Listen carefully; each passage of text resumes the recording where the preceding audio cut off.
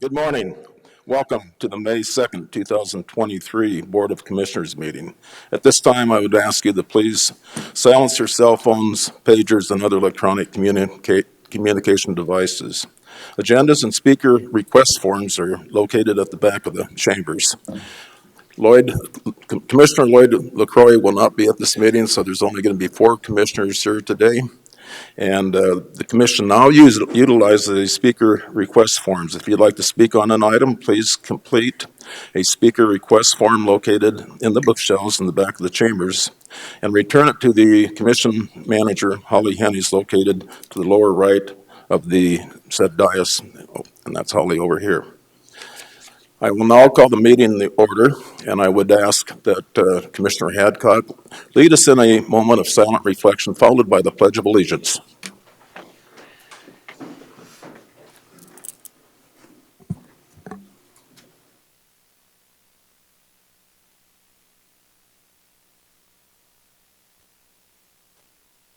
I pledge allegiance to the flag of the United States of America and to the republic for which it stands, one nation, under God, indivisible, with liberty and justice for all.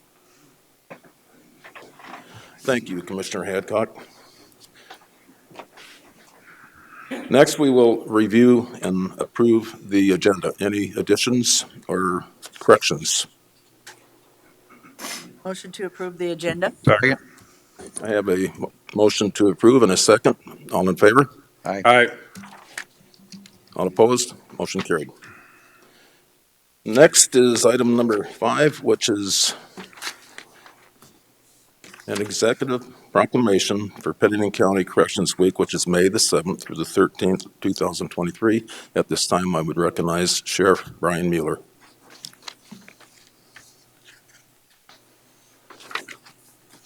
Good morning. Can you hear me? Is this on? And now. All right. I really appreciate you letting us come up here for a few minutes and recognize our corrections staff. Next week is National Corrections Week, and our corrections staff truly are heroes on the front line, keeping our community safe. And I'm very proud of our staff at Western South Dakota Juvenile Services Center and the Pennington County Jail. And they are known throughout the country for the professional service that they provide. So I brought just a few staff with us here today. So I'm going to have them come forward, introduce themselves, just tell you what their current role is, how long they've worked for us, and then one of our staff will read the proclamation at the end. Thank you.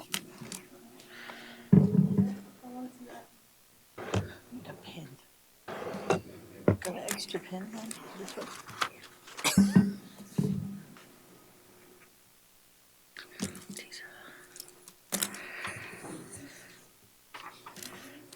Willie Walchel, Chief Deputy with the Sheriff's Office. Been here going on 13 years, and I directly oversee the Juvenile Services Center and the Care Campus.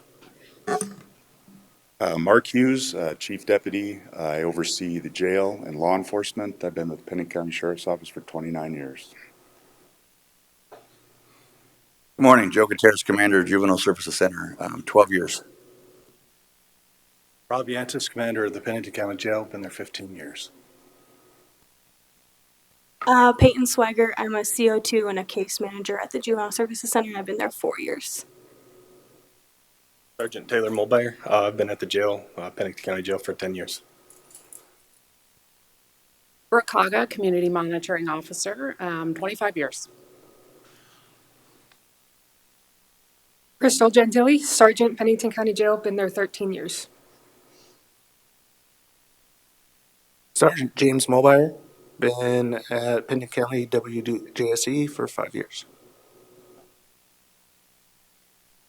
And I'm Dave Clark. I've been with the county for 13 years. I'm a CO at the Pennington County Jail. And at this time, I'd like to read the proclamation for the Pennington County Corrections Week. Pennington County Corrections Week, May 7 through 13, 2023.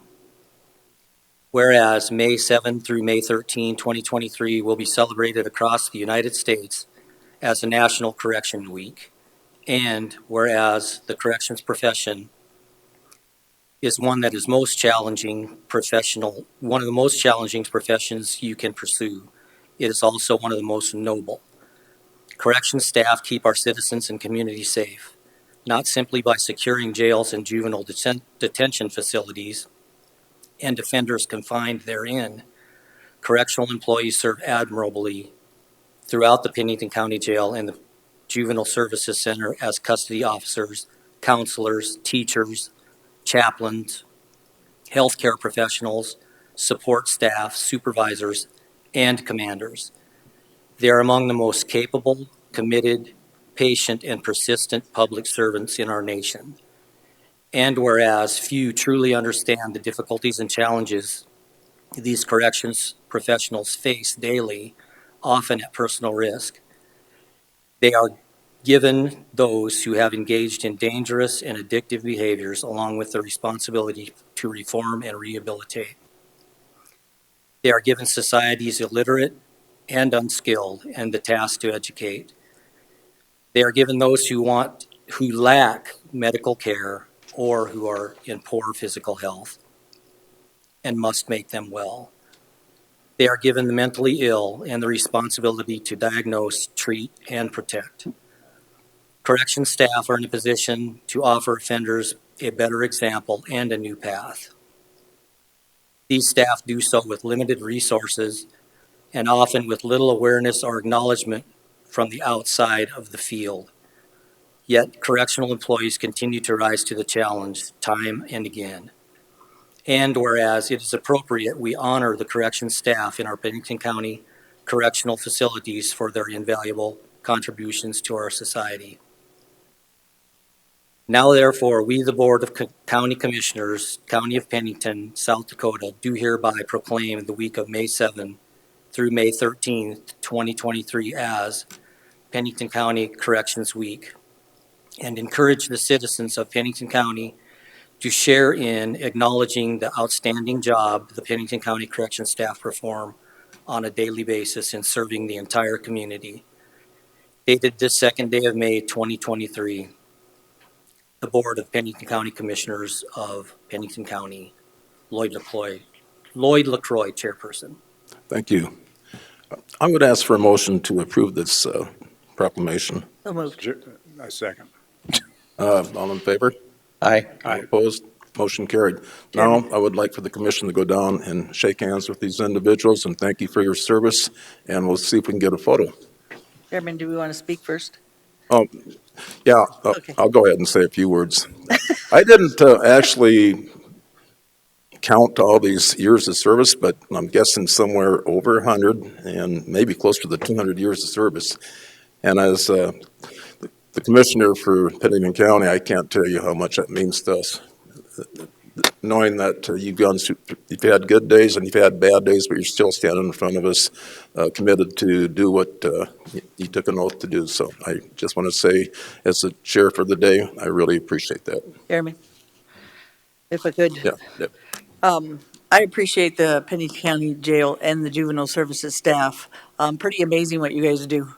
It's really amazing because people don't understand all the different things that entails. So, been visited in the jail. I'm actually on the juvenile center's staff as a commissioner, and just have enjoyed my job there. But you have a great leadership, which makes a huge difference.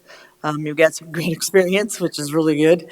I just thank you for your service. Pretty amazing what you do, and I don't think, like I said, the community wouldn't know this until we do these proclamations and different things to recognize that how special you guys are in a really amazing way. So again, I'll keep saying that, but anybody that will work in a job that puts their life in danger and still loves it and still stays there that long and commits to us, I think that's pretty cool. Thank you. Thank you, Commissioner Hadcock. Any other commissioners want to speak? Okay, let's go down and meet and greet. I think you said it for all of us. Ready?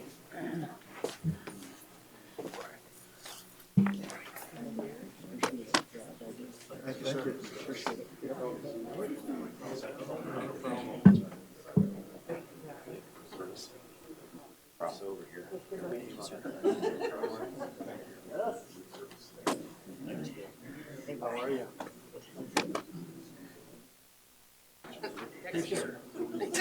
I was not. Well, if we can get them kind of in here, we can get that in the background. That looks nice. Nice work there. Come on, you guys. Okay. The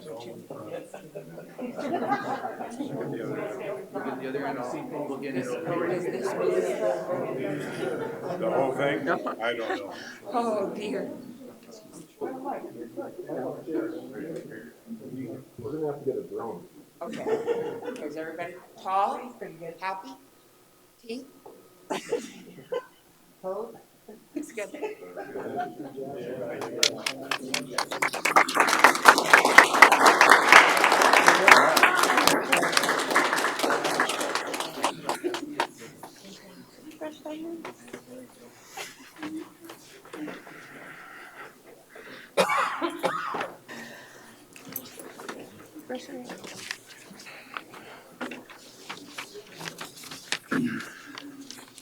Next on today's agenda is the executive proclamation for Public Service Recognition Week, which is, again, is May the 7th through the 13th of 2023. And at this time, I would ask for Commissioner Drews to read that proclamation.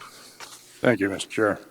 Whereas each year since 1985, the U.S. Congress designates the first week of May as Public Service Recognition Week, time set aside to honor public employees and to educate the public about the many ways government workers make life better for all Americans.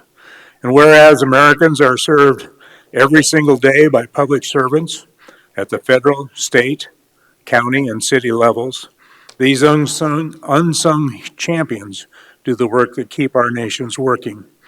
And whereas the men and women who work for our government tackle some of the most important challenges and opportunities facing our country, and whereas public employees take not only jobs, but oaths, and whereas without these public servants at every level, continuity would be impossible in a democracy that regularly changes its leaders and elected officials.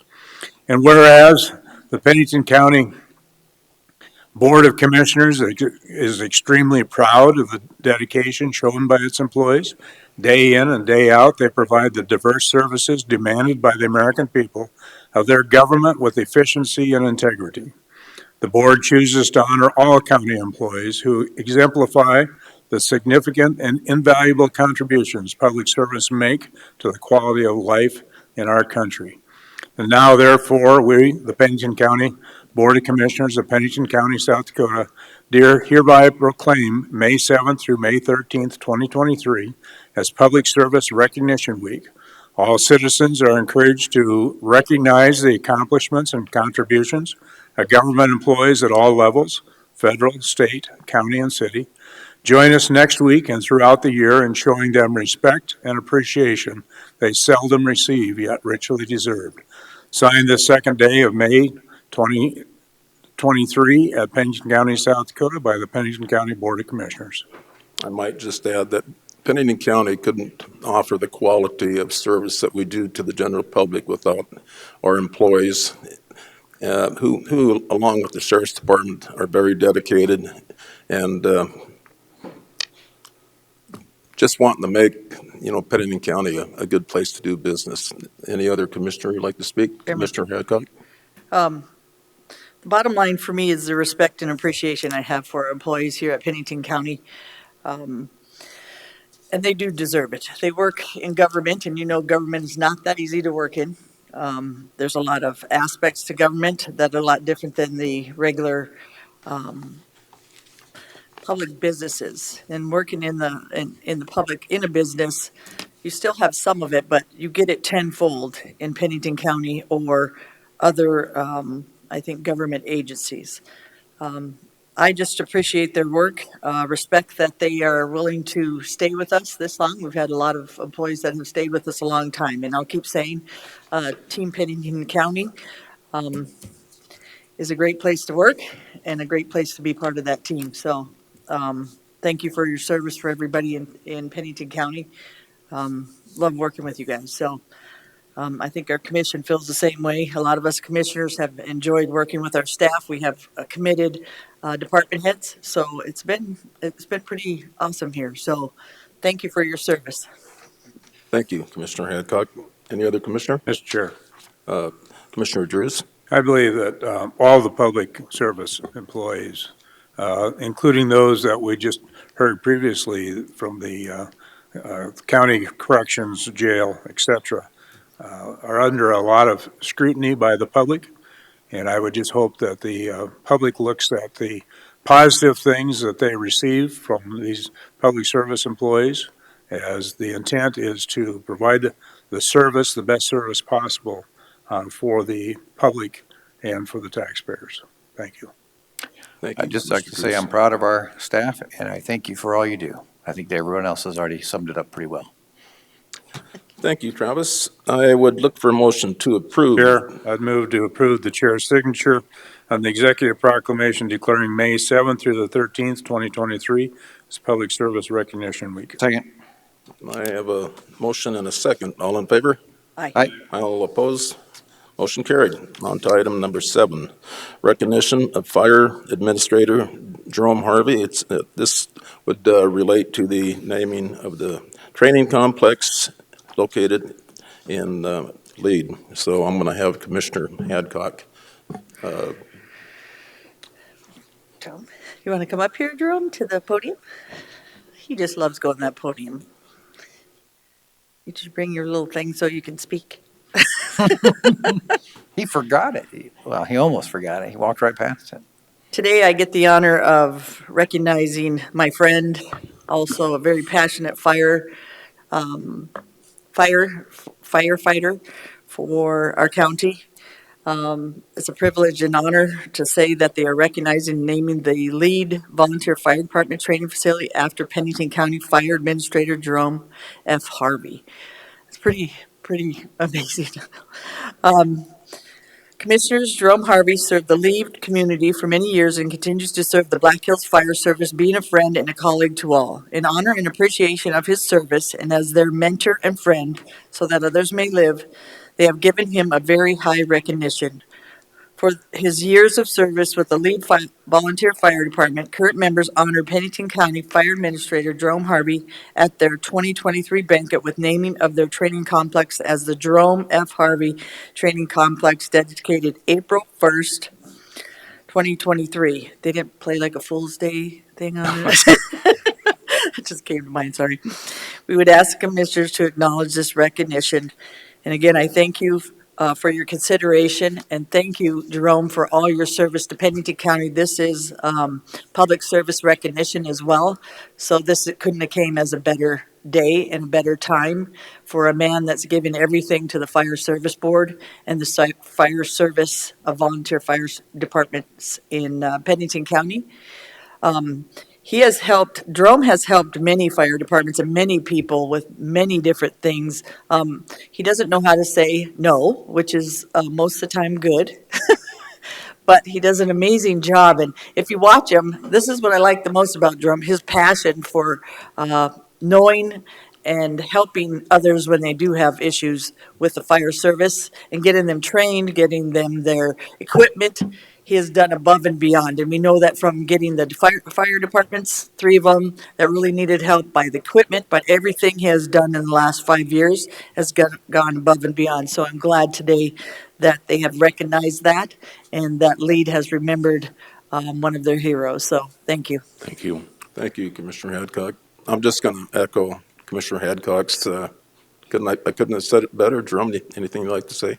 I'd just like to recognize my gorgeous wife over here, Paula, for putting up with me, and appreciate this. It's generally when they name something after you, you're generally dead. So not quite sure how to live up to this, but I do appreciate it. Thank you. Very humbling. Absolutely. Any other commissioner? Mr. Chair.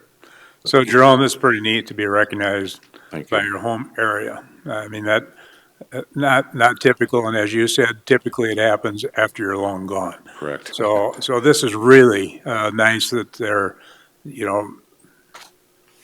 doing this for you at this point in time. Thank Not you. necessarily for you, but Right. in honor of you for the service that you provided not only that area, but the whole Black Hills and western South Dakota area. So thank you for your service. Thank you, Commissioner.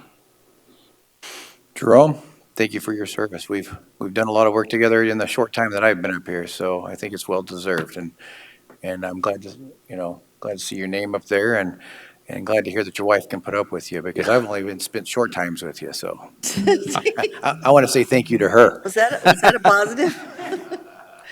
Thank you, Commissioners. So there's no motion needed for this today, but I would ask Jerome to come up and get a photo with the commission. Yeah. Come up there. Ollie, you want us down there or up here? Up here. Geraldine, can you?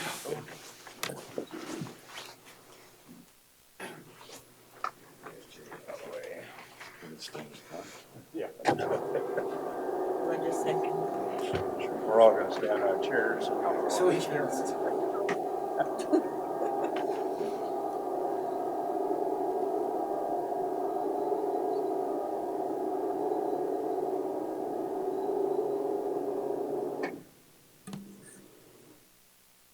I'm sorry.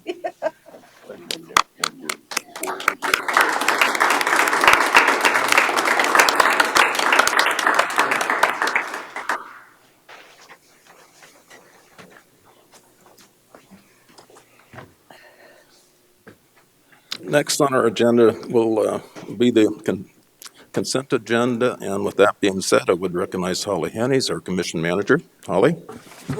Good morning, Commissioners. For public notice, the Board of Commissioners uses a consent agenda to act on non-controversial and routine items. The consent agenda is acted upon by one motion and vote of the board. Items may be removed from the consent agenda and placed on the regular agenda at the request of a board member or a citizen. Today's consent agenda contains the following items.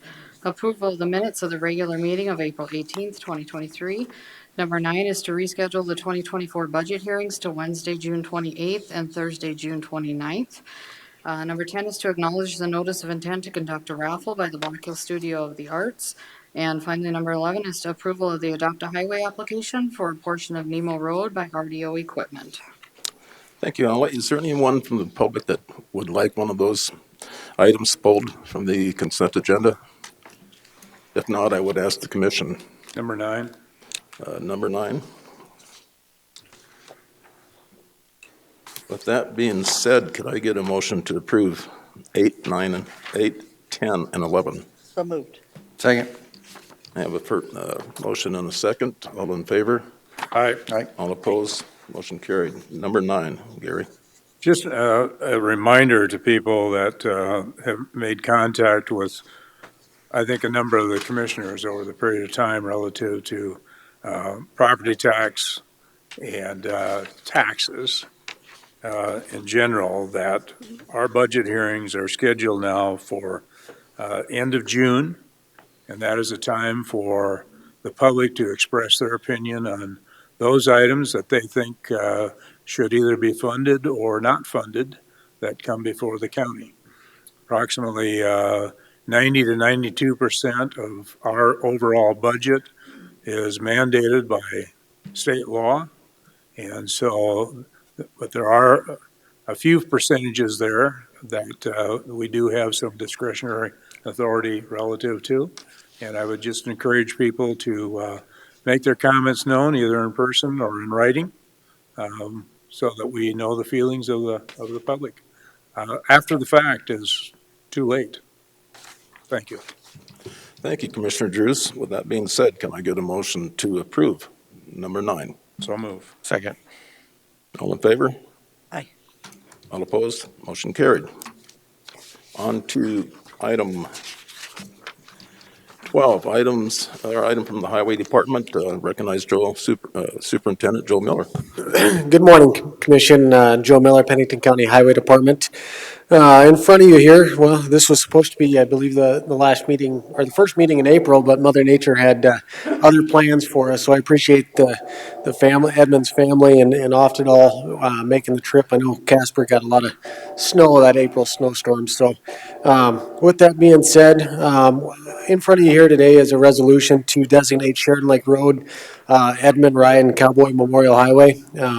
Edmund lost his life due to an accident on Sheridan Lake Road last summer. Very unfortunate accident, and I figured this would be the least we could do as a county for the work that Oftedal did both on Sheridan Lake Road and that Edmund did while working for Oftedal. With that being said, is there anything that the family or Oftedal would like to come up and say? Thank you, sir. Just state your name when you get to the mic. Yes, my name is Jeremiah Osman with Oftedal Construction. I was the project manager out there on Sheridan Lake Road. I will turn it over to Edmund's family. I just wanted to say a couple things. Edmund was an amazing employee, and I considered him a friend. And Edmund had started working for this company with me up in Yellowstone National Park on a highway bridge job up there. And when you talk about somebody who always brings a great attitude and was just a joy to be around, Edmund was definitely that person. So I can't speak to how great of a father and husband that I know he was, but I'll turn it over to Eric, his brother, to say a few words. Thank you, sir.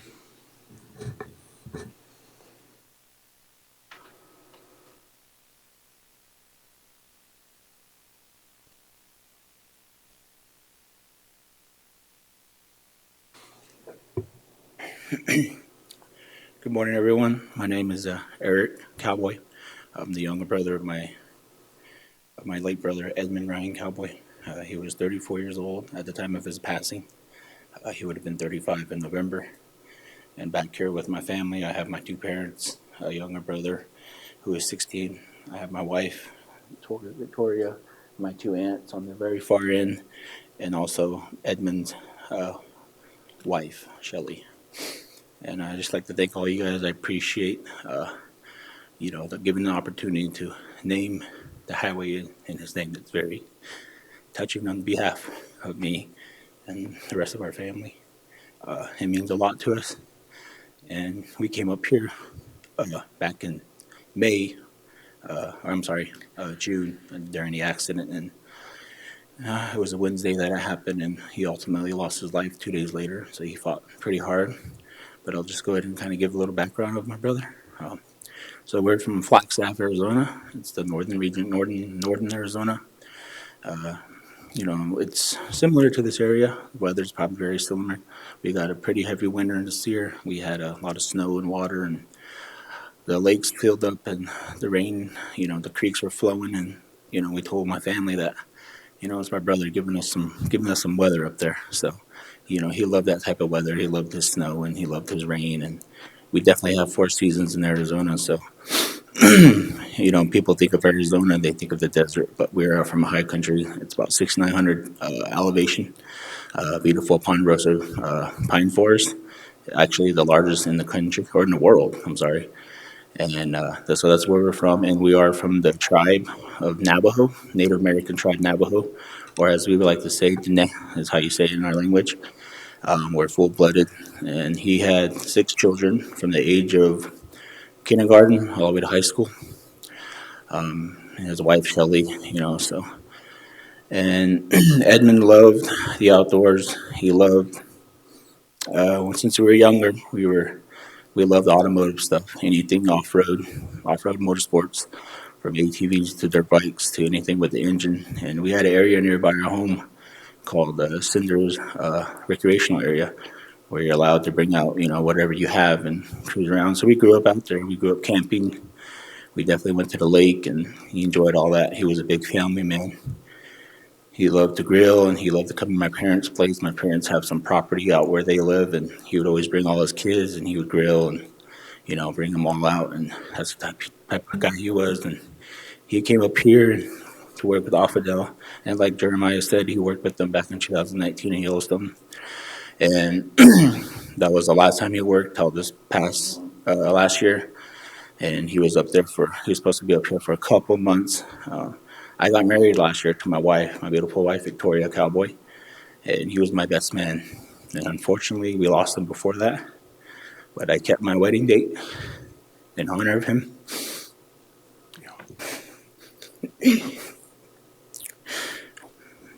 so, but I kept the date because he knew the date.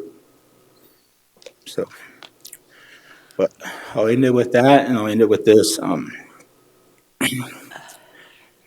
It's unfortunate how we lost him. But thankful for them. Thank you. I know he worked his tail off for them.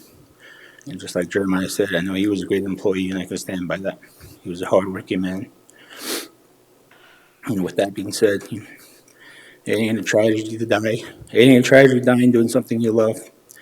And even though that he lost his life on the job, and it was just another day doing what he loved, was providing for his family and working. Thank you. Thank you, sir. Thank you. I do drive that highway quite often because I live in that area, and I just want to say that I think it's very fitting that we remember your brother by naming the highway Edmund Ryan Cowboy Memorial Highway. So Chairman. sorry for your loss, Commissioner Hadcock. Eric, you very much. you honor us today. Your family honors us today by coming and recognizing your husband, your brother, your son. I think that's it's a loss, but in this case, hopefully, his memory is honored through this Memorial Highway, and that we are respectfully believe and have heard many good things about your brother, and hearing some more that he has 6 children. His wife Shelby, thank you for coming today. We just appreciate that you guys came and that we could honor someone that has worked very hard and has a background with family and friends and just a really good person. So I can understand why they have made this his Memorial Highway. It's going to be something you guys can travel for the rest of your lives to remember your brother, your son, and your family. And it's an honor for us, and we are very happy that it's an honor for you, sir. I appreciate it very much, and we are very, very thankful on that behalf. And also like to thank Alfendale as a company and Jeremiah himself and everyone that grew together to work to, they've been very helpful in the passing of my brother. And we're thankful and we will consider them family. So once again, thank you guys. Thank you, sir. Thank you. Thank you. Chair. Commissioner Durs. So really appreciate the family coming today. This was definitely a tragic loss, and just hearing from the Offdale crew, basically about the positive things that they had to say about Edmund was great, but to hear it from the family is also very superb. So it's our honor today to be able to do this. I did drive that road again on Saturday. It's probably one of the most beautiful drives in the Black Hills. So appreciate that. Appreciate the hard work Does he from the company too. Thank is you. his wife and children here today? If you could stand up. I believe Nice. Shelby, could you come up and introduce yourself and your children if they're here today? Thank you, Shelby. You honor us doing this, and it's nice to recognize your children as well and to know that their dad's pretty awesome and that we'd like to honor them as well and yourself. Okay. My name is Shelly David. I'm from Flagstaff, and we had when I first met Edmund, he had 2 boys, and I had 2 girls already, and so this is the 2 older boys, Deshaun Cowboy and Adrian Cowboy, and I have 4 at home. Wow. They're at school. Wow. There's Demarius Cowboy, DeMarcus Cowboy, Mia, and JC. So we had our 4 already, and we wanted to add 1 more, and we did. And next year later, we added another one. So ended up with 4 boys and 2 girls. Nice. So losing Edmund 8 months ago, 9 months now, has been the hardest for us, and you guys doing this, I really appreciate it. We'd just like to say sorry for your loss, ma'am. Thank you. And we appreciate you coming today. Thank you. That means a lot to us as well. Thank you. At this time, I would like for the family to come up here and, Joe Miller, read the proclamation or the resolution. If you guys like to stand there, that's fine. If you're uncomfortable Yeah, we up can there, come that's. I've got it right here, Ron. Okay. Family, if you'd like to come up here while he reads that proclamation, if all of you could come up here. Thank you for Resolution coming today. 2023-04-1, whereas the $24.8 million three-year reconstruction of Sheridan Lake Road was completed in 2022, and whereas Edmund Ryan Cowboy lost his life from injuries sustained while working on the project in 2022. Whereas the Pennington County Board of Commissioners wishes to commemorate Edmund Ryan Cowboy for his work on the project. Therefore, be it resolved by the Pennington County Board of Commissioners and that Sheridan Lake Road is hereby designated the Edmund Ryan Cowboy Memorial Highway.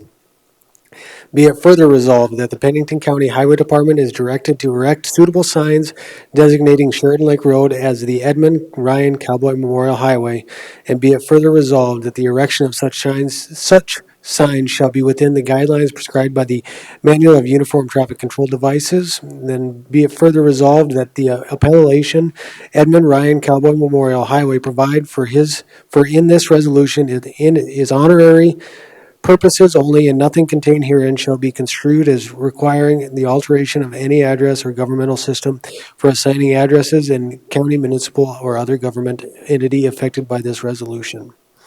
Nothing, be it further resolved, nothing contained in this resolution shall be construed as requiring the alteration of any previously named segments or segments of any highway described in this resolution as the Edmund Ryan Cowboy Memorial Highway.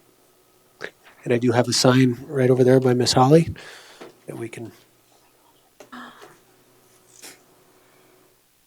Have the wife hold the sign for us. Want to come up here? Family? Come up here so you can. Kelly, you want to hold the sign with Joe and those guys? And your brother?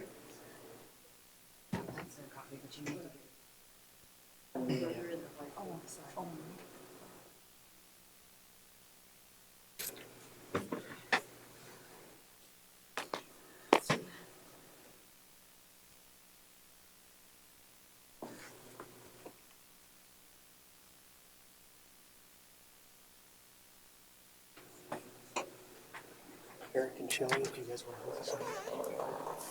Each one up there.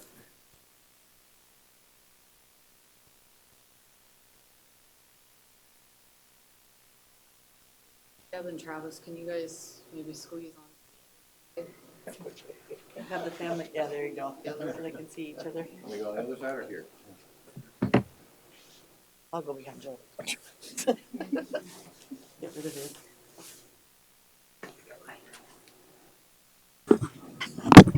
Whoops.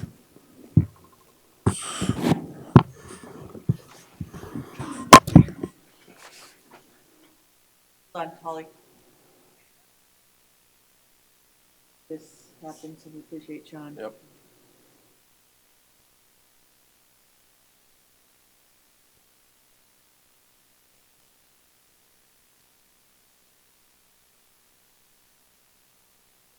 Hold on just a moment. We're gonna raise the screen so we can get a picture with the commission background.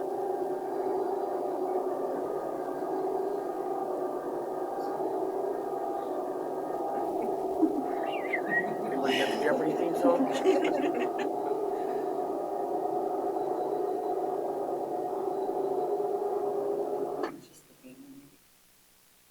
Perfect, thank you. Let's get just the family. Just the family with the sign, so they have one without us.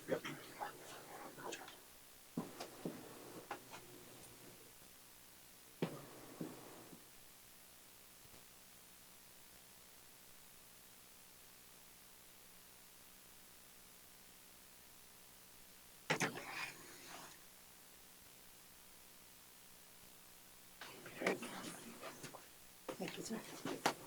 That's your guys' sign to take with you. Oh, okay. Yes, one sign. Thank you so much, you guys. We appreciate that. Absolutely. Appreciate Yeah, you. Thank you. Shelby or Shelby? Shelby. On reverse, I'm Edmund, so thank you so much. It's an honor.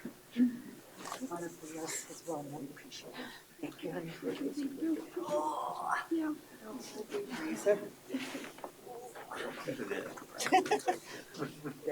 Son? Good luck.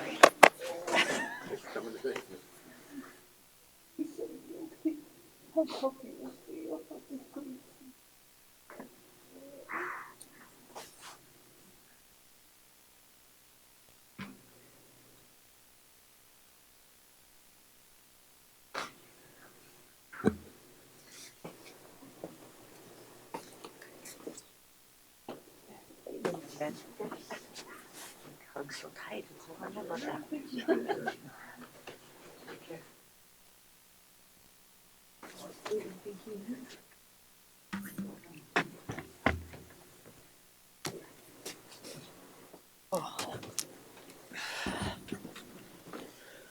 Hard to follow. I have a copy of the resolution 2023-04-04-01 that I would like to present to the family after we vote on this particular motion. So could I get a motion to approve? Move to approve the resolution Second. 23-04-04-1 to designate Share Lake Road as the Edmund Ryan Cowboy Memorial Highway. I have a motion and a second. All in favor? Aye. Aye. Opposed? Motion carried. Could I get a member of the family to come up here and I'll give it to Joe. Okay. Thank you, Joe.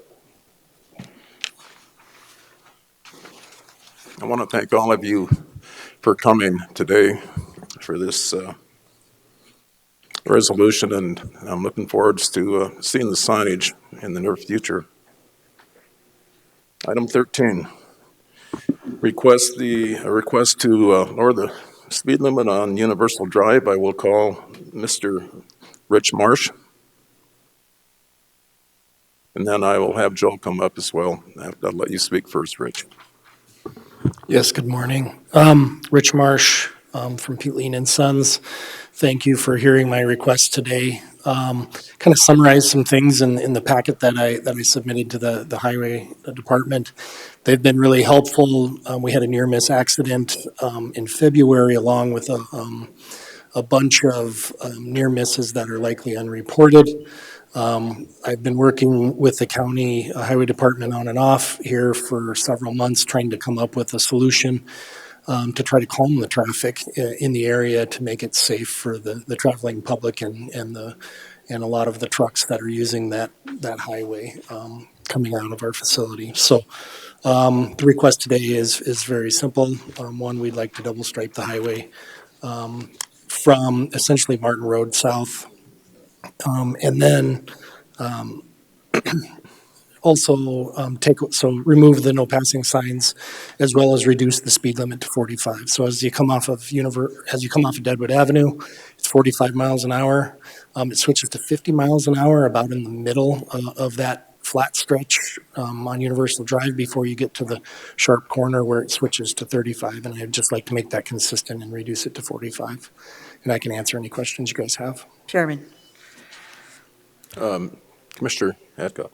I know our highway superintendent is in favor of this, so I'd make the motion to move the resolution 2023-5-2-1 to set the speed limit on Universal Drive for Marvin Road Southeast for a distance of 0.96 miles to 45 miles per hour. Second.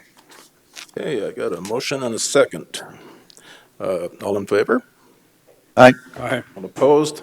Motion carried, but I'd like for Joe Miller to speak on this item as well. They speak, Ron, ask any discussion before people speak, before you take the motion, any more discussion. You're doing good. Good morning, Commission. Joe Miller, Pennington County Highway again. So Rich Marsh, like he said, approached us several months ago, and we've been trying to work towards a solution on reducing the number of accidents on Universal Drive. Between Rich and Eric Radke, our traffic sign manager, they came up with a solution to double stripe that. The trucks are going to follow that. Hopefully the traveling public will as well. And then reduce the speed limit to 45 miles an hour. It's just a reduction of 5 miles an hour. Or 80, it kind of goes against what we generally do, but I think with the amount of truck traffic on there, reducing it to 45 miles an hour will help alleviate some of the accidents that are occurring in the near misses. So. Okay, thank you, Joe. I really should have asked, is there anybody from the audience that wanted to speak on this particular agenda item? Okay, thank you. Well, I guess we're going to go ahead and adjust the speed limit then. All in favor? Aye. Aye. All opposed? Motion carried. Brings us to item 14, which is a status hearing for the application to establish a right-of-way to an isolated tract pursuant to South Dakota Codified Law 31-22-1, Cross Sabers LLP. I would call on Attorney Quentin Riggins, please.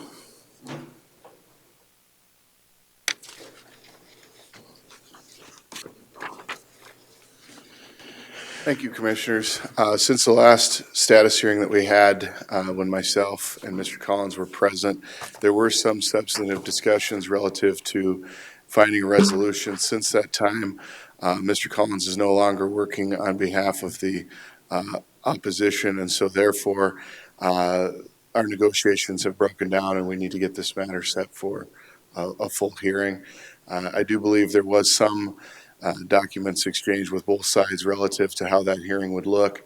I believe our side would need at most 1 hour for that, and so we can use that, I guess, as a baseline depending on what they think they need. Thank you. We do have Darren Rains on the representing Reno Gulch Storage. Darren, is there anything you want to say at this time? Yeah, can you hear me okay? Yes. Yes, they're welcome to communicate with me right now directly. I've had no communications with them. We put an offer on the table before I would go in and bulldoze the road for them if they provided the bulldozer and the materials, and showed them various routes where a road can be constructed. As far as I know, there's been no reason why that road couldn't be constructed. Nobody's shown or said anything to show different. One path I showed them where it could go up to the east and to the north to put the sloping that they wanted, et cetera. So, but they're welcome to communicate with me directly. Okay, well, thank you, Darren. I think if there's been no agreement, then I guess we're back to square one. With that being said, there's 3 pending items that the board will have to discuss, but not today, at a future special meeting. And those discussion points will be reopen the section line, relocate the section line, and determine if it's an isolated tract. So today, what I want to do is set up a date and a time and a place for that special meeting, and we're looking at September the 6th, 2023. That would be 3 months. That would be all the stakeholders, give them time, witnesses, testimony, and right now I'm looking at 3 p.m. So I would ask both sides if we go that far out, is that long enough for you to get everything together? Because at this particular meeting, we're going to discuss and vote on these points. That's plenty of time for us. Darren? Yeah, we would hope to for even sooner. But yes, what was the date in September? September 6th, 2023. I believe that's a Wednesday. Okay. Yes, that would work. Chairman. Commissioner Hadcock. In full disclosure, I did see Quentin yesterday, not to visit with him. He was at lunch and I was with Jerry Durr. I did tell him we were trying to find a solution and move forward, since I did ask Quentin if they have done anything with the property. He said no. And so in full disclosure, I told him that we were trying to move forward to a date and a time that we could get the groups together. So anyway. Mr. Chair. Commissioner Durrs.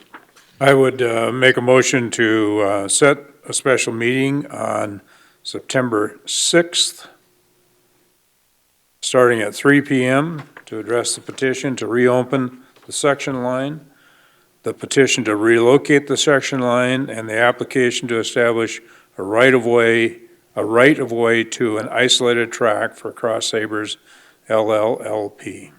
Second. Okay, I got a motion and a second. All in favor? Wait, Chairman, Commissioner Hadcock? does that work for both sides on those dates and times before we set it? Yes. And that works with you, Mr. Wright? Yes. Okay. Okay. Sorry. All in favor? Aye. Aye. All opposed, motion carried. Now, relative to scheduling and hearing options for the special meeting, there are two options on the table in your packets.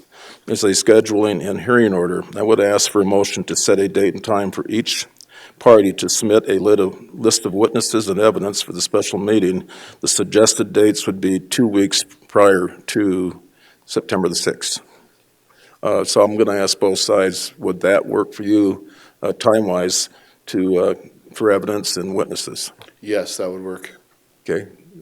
Darren? Yes, and what was that date? That would be 2 weeks. I have August the 23rd. That should be 2 weeks prior to September the 6th, 2023. Okay, yes, that will work. And if that would work, any comments from the commission? Okay, then can I get a motion to that effect? What's that date, 2 weeks before? August 23rd. Wednesday, the 23rd, 2023. Thank you, that'd be my motion. Second. I got a motion and a second. All in favor? Aye. Aye. All opposed, motion carried. So it will be, now we just have to figure out the option, and there's two options in the packet. So I'll go ahead and ask Quentin if there's any preference on the two options, option one and option two.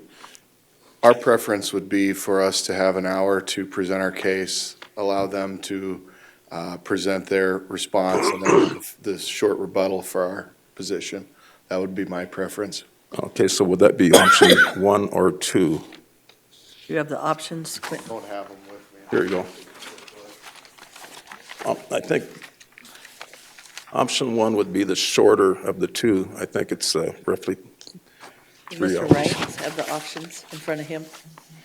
Does Mr. Wright have the same options in front of him? Should have been in the packet. Okay. Okay. Mr. Wright, did you look at the motions to see which one? No, I did, as far as I know, I didn't receive any. Mr. Chairman, if I may. Okay, I'm going to call on State's Attorney Jay Alderman.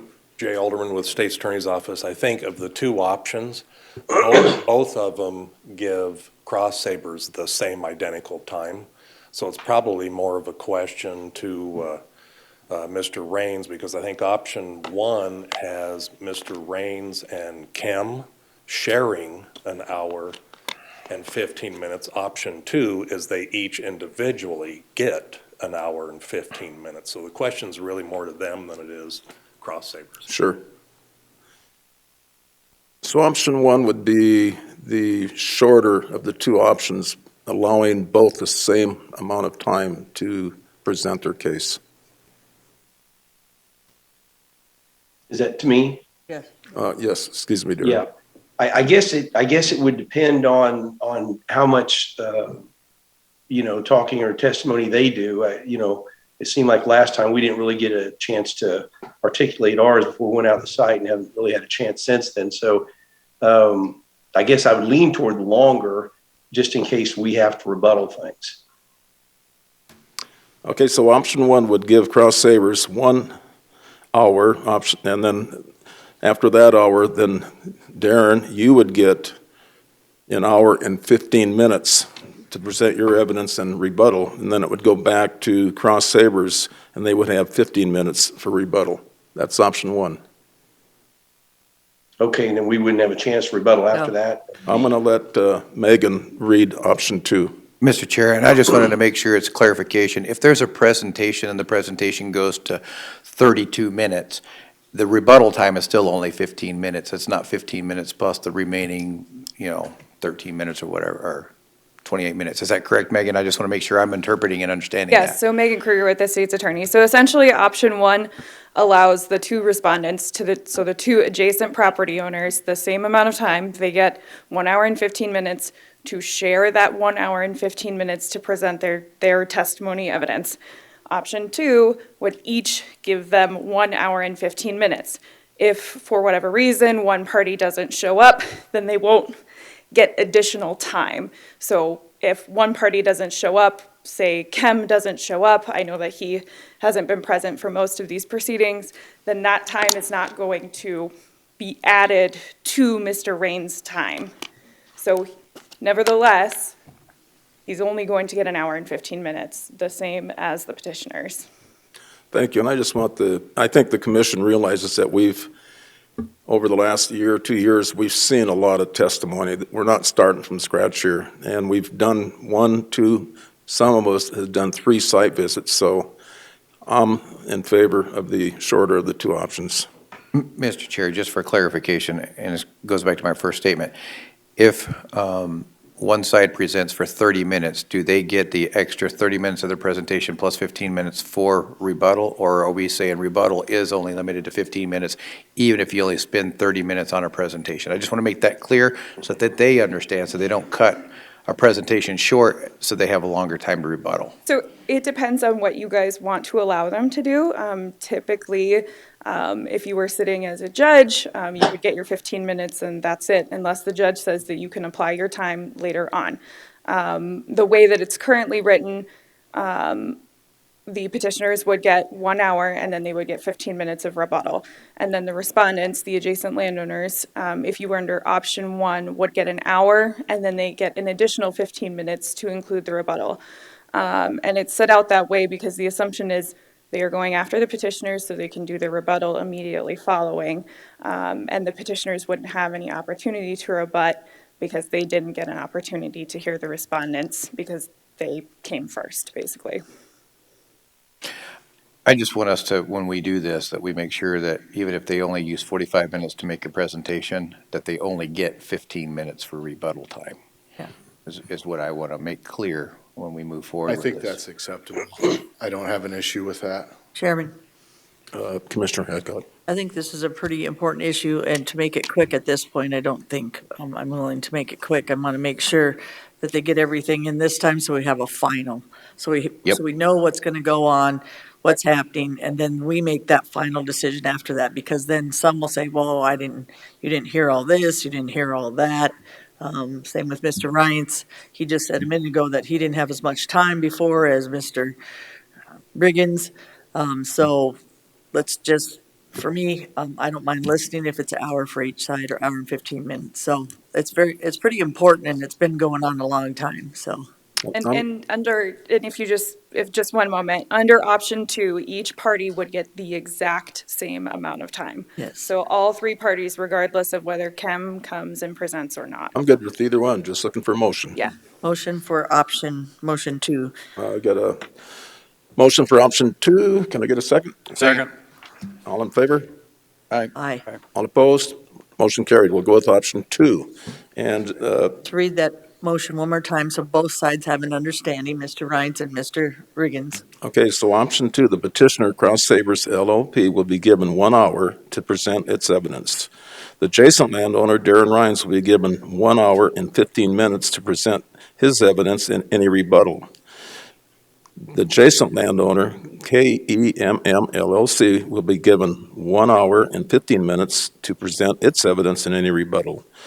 And the petitioner will be given 1 15-minute rebuttal following the presentation of the adjacent landowners. I know that's kind of muddy, but anyhow, that's what option 2 is. And I just want to note that the Pennington County website that information will be made 14 days prior to September the 6th, 2023. So just Jay Alderman again with the State's Attorney's Office. So option 2, thank you for doing that, because I think that in the end makes the most sense, because everybody gets the same amount of time. They're not trying to, and the 2 respondents, if you will, or the 2 surrounding landowners aren't shorted by one or the other. If they don't use their full time, they don't use it. And if someone doesn't show up, they don't use it at all.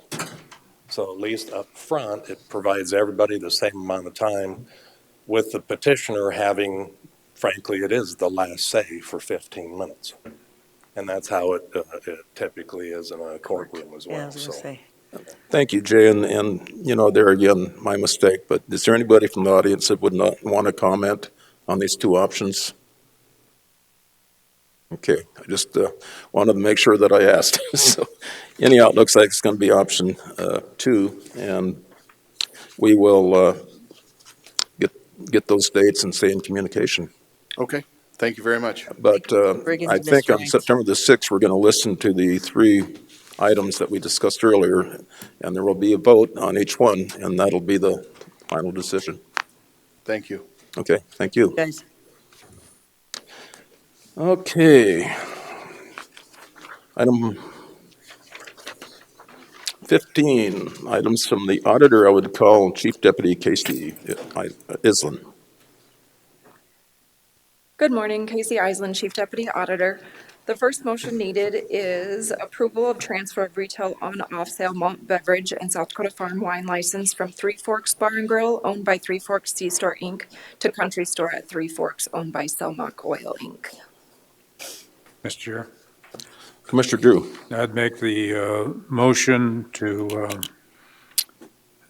move to approve the transfer of the retail on-off sale malt beverage and SD Farm wine license from Three Forks Bar and Grill under Three Forks C-Store, Inc. to Country Store at Three Forks under Selmach Oil, Inc. Second. I got a motion and a second. Anybody from the audience want to speak on this particular item? If not, anybody on the commission? Then I would ask for a vote. All in favor? Aye. Aye. All opposed? Motion carried. Item B. The next one, approval of transfer of retail on-sale liquor license with Sunday sales from Three Forks Bar and Grill under Three Forks C-Store, Inc. to Country Store at Three Forks under Stelmach Oil, Inc. Mr. Chair. Commissioner Drews. Again, I'd make a motion to approve the transfer of the retail on-sale liquor license with Sunday sales from Three Forks Bar and Grill under Three Forks C-Store, Inc. to Country Store at Three Forks under Stelmach Oil, Inc. Second. I got a motion and a second. Again, anybody from the audience like to speak on this particular item? If not, all in favor? Aye. Aye. All opposed? Motion carried. Thank you. Items from equalization. I think we already did them all last week, didn't we? We don't want to have equalization. Oh, hi, Gordon. You don't look like Shannon, so Not Shannon. announce yourself, At least it's a please. different face, Gordon Gordon. Wendell, Pennington County Equalization. I have 2 abatements here this morning. One is parcel number 800-8793 for Bernadette Gilbert. And this is for a property owner that applied for owner-occupied classification, but it was not applied to the property. The valuation abated is in the amount of $2,033. Chairman, Commissioner Hadcock. move to approve the abatement application for tax year 2022 for the following parcels: Bernadette Gilbert, parcel 8008793, $35.20, and Western South Dakota Senior Services parcel 39617, $13,580.38. I got a motion. Can I get a second? Mr. Chair. Gordon, tell me about the one on South Dakota Senior Services. I missed I'll it. second for the discussion. For discussion, okay. The property was recently purchased and it's Meals on Wheels, and apparently the exemption wasn't applied when it was first purchased, so. Okay. Yeah. Okay, I got a motion. I got a second. Is there anyone from the audience like to speak on this? If not, all in favor? Aye. Aye. Aye. All opposed? Motion carried. Thanks, Gordon. Item 17, I will call on Jerome Harvey.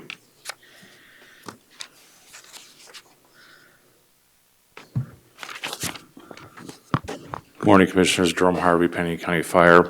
The resolution addresses state statutes concerning the ability to request and encumber funds in regards to fire suppression equipment that is not in our usual inventory, such as single engine air tankers, dozers, hand crews. This would be for private ground east of 79, where it's county authorization or county jurisdiction. This has been used in the past. Recently, we used it on the Hawk Draw fire, where we did use a single engine air tanker. And then this past year, we used it on the Duhamel Flats fire. Part of the resolution, we have quite a list of not only commissioners, but senior leadership. Primarily, the authorization comes from my office, or in absence through the chairman of the Fire Service Board or the vice chairman. But every year you see and read about where there's failings by the fact it's only one or two people that are allowed to do some type of authorization. So historically, this commission has called upon senior leadership in the county, such as Sheriff Mueller and so on, that would be able to verify this request if I was incapacitated or the chairman, vice chairman were incapacitated or unavailable. I know of one case in the tenure of Ted Redfield where he was asked to step in and make that authorization. It does allow that person and chairman, vice chairman, et cetera, of the commission and the list there to encumber these funds and make immediate decisions where we need these resources for population protection, protection of ranching assets, structures, and so on. So it is required by state statute. It is a yearly thing. We did not have to do it last year because there was no change in personnel. There's been a change in the commission. There's been a change in our sheriff's office, so we need to update the resolution at this time. Thank you, Jerome. Any questions for the commission? So Chairman, Commissioner Hadcock. so who do you recommend in order to be that person? It's on there. It's the fire administrator, chairman, vice chairman of the Fire Service Board, our fire commissioner, chairman and vice chairman of the commissioners, Sheriff Mueller and his two chief deputies. And then we have three people in the emergencies, in the dispatch, Stephanie Olson, Kevin Carley, and Ted Redfield. All personnel who can make, either will know the person that's making the request or can easily verify that the request is legitimate and they're tied into what's going on and realize that request is legitimate, that it is immediate, and it's needed to protect those things we talked about. We will be providing all those personnel with, through our reference manual, provide our personnel with how this procedure works, and then we'll provide the people who are authorized to do that what they need to do. It'll be available not only in paper form, PDF, and we'll make it available, be able to look at on your phone. So Chairman, the main thing is when that person, it doesn't matter for me who's that second, meaning it matters, but I don't mean it doesn't matter. I mean, the main thing with that is that they need to know what that entails, what cash flow, what the process and procedure is before they make that final decision. If it's emergency, it doesn't take that long even to go through that process. For me, if it's Jerome Harvey or our sheriff or who it is, just make sure that they know that entails it's going to cost $25,000, $50,000. What are the other options? That kind of thing. Because when you guys have called me or other entities, I remember that's what has been done just so they have the full information. We think people know, but they don't. No, that brings up back to our, for our fire departments, to our reference manual, because that information wasn't there before, and it's going to be in the reference manual for our fire departments. The other aspect is we've developed some pretty good assistance for that, so that the person who's getting called knows that, and will be able to update and keep that updated.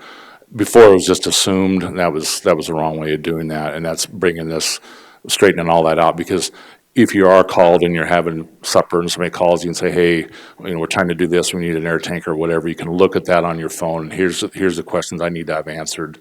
Yes, and we feel that we have the information once this is through or approved, or if it does get approved, that we're able to put that information together and get it to everybody.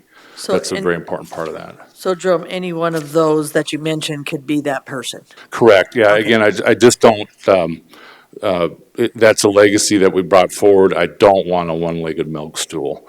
If in the Hawk Draw situation, I was out of town with my mother's memorial, and the guys were able to go ahead and make that decision and get the fire stopped. So you're basically down to stopping it from becoming a worse disaster. Yeah, we have some liabilities as far as encumbering the funds, like on the Duhamel Flats. We haven't seen that bill yet, but we need to stop the fire and keep it from getting worse. Thank you, Jerome. Mr. Chair. Commissioner Drews. I would move to approve the fire suppression assistance resolution authorizing those designated persons to request range fire suppression assistance from the South Dakota State Wildland Fire Coordinator, Wildlife Fire Division. Second. Okay, I got a motion and a second. Is there anyone from the audience that would like to speak on this particular matter? If not, all in favor? Aye. Aye. All opposed? Motion carried. Thank you, Jerome. Thank you. And congratulations on your naming. Item 18, item from the Highway Department. I'll call on Superintendent Joe Miller. Good morning again. Joe Miller, Pennington County Highway Department. In front of you here is a authorization to bid and let for Wilsey Road box culvert. So it's key to note that this is actually a project that's still from 2019 when we had all the flooding. This culvert washed out up on Wilsey Road, and we were looking for a borrow site, waiting for the National Historic Preservation Office to give us the go ahead. We recently completed the realignment where the road washed out. So this is one of the last things that we need to complete for the FEMA dollars, and there is a deadline. I believe it's late September to at least get this money obligated and a contractor under contract. So with that, the project is estimated at approximately $220,000. We do have that accounted for in our budget for this year. With that, I'll stand for any questions. Commission have any questions? Anybody from the audience want to comment on this? Mr. Not, Chair. I'd entertain a motion. Mr. Chair, move to authorize the Highway Department to advertise and let bids for BC 2023-1 box culvert installation on Wilsey Road. Second. Okay, I got a motion and a second. All in favor? Aye. Aye. Opposed? Motion carried. Thank you, Joe. Thank you. And by the way, good job on the Memorial Highway. I'm looking forward to seeing that signage. Yeah, it took a lot of doing, a lot of research, and thanks to our state's attorneys for giving us the avenue to do it. So That was awesome, Joe. Good Thank you. leadership. thank you. Item 19, Compensation Committee. I'll call on HR Director Carol Bancroft. Carol. Good morning, Commissioners. Carol Bancroft, HR Director for Pennington County. And as the HR Director, I just want to take a few moments to recognize, as far as the Public Service Recognition Week, as that's approaching, I am humbled and so honored to be the HR Director of such a talented and incredible staff that we have within Pennington County. So thank you for that recognition and proclamation. Awesome. As far as the facility closure leave benefit, before I get into the detail of that, I want to let you know the reason it's coming back is because when we actually took that policy and put it into application for that snow day on April 4th, that it got very complex as far as trying to determine which overtime could be compensated for versus what couldn't. And so to be consistent with all of our other benefit policies, we want to strike as far as the requirement that overtime does not count towards those hours. And the reason being is that there are, particularly in our 24/7 operations, that people will sign up for overtime for like the Sunday before or the Saturday after, before that snow event hits. And so to take that overtime away when they were flexing their schedules and doing that just wasn't the right thing to do. So this is the motion of the Compensation Committee, that they would recommend to update that policy 2.15 in the section Facility Closure Leave Benefit to strike out, as far as facility closure leave will not count towards overtime. And again, that would make that consistent with how we handle all of our other leave benefits. So adopting the proposed revisions is a recommendation at this point in time by the Compensation Committee, so it cannot be voted on until the following meeting. Chairman. Commissioner Hadcock. That's why I like the Compensation Committee. If we discuss a lot, and thanks to Carol's leadership as well, if there's mistakes made, we don't wait 6 months from now to figure it out, because if we're making new policy, let's figure it out now. And that committee has been efficient and effective, and this shows how they have recognized stuff that maybe isn't quite right and got to make it right away before we start a policy and procedure that is going to cause us more issues in the end. So kudos to you and your committee. Yes, the committee is a great collaboration effort, and hopefully we won't need to use this policy for the remainder of this year. Knock on wood. Hopefully snow days are gone. Right. A couple of years ago, it seemed like that committee didn't get that much traction, but since you formed the committee and the current members that you got, it just totally makes it so much easier for us when we get into those issues that you guys have dialed it in. You know what you're talking about. You got the history. And I just want to thank everybody on that committee for their involvement. On behalf of the committee, thank you. That brings us to item 20, and you're still up.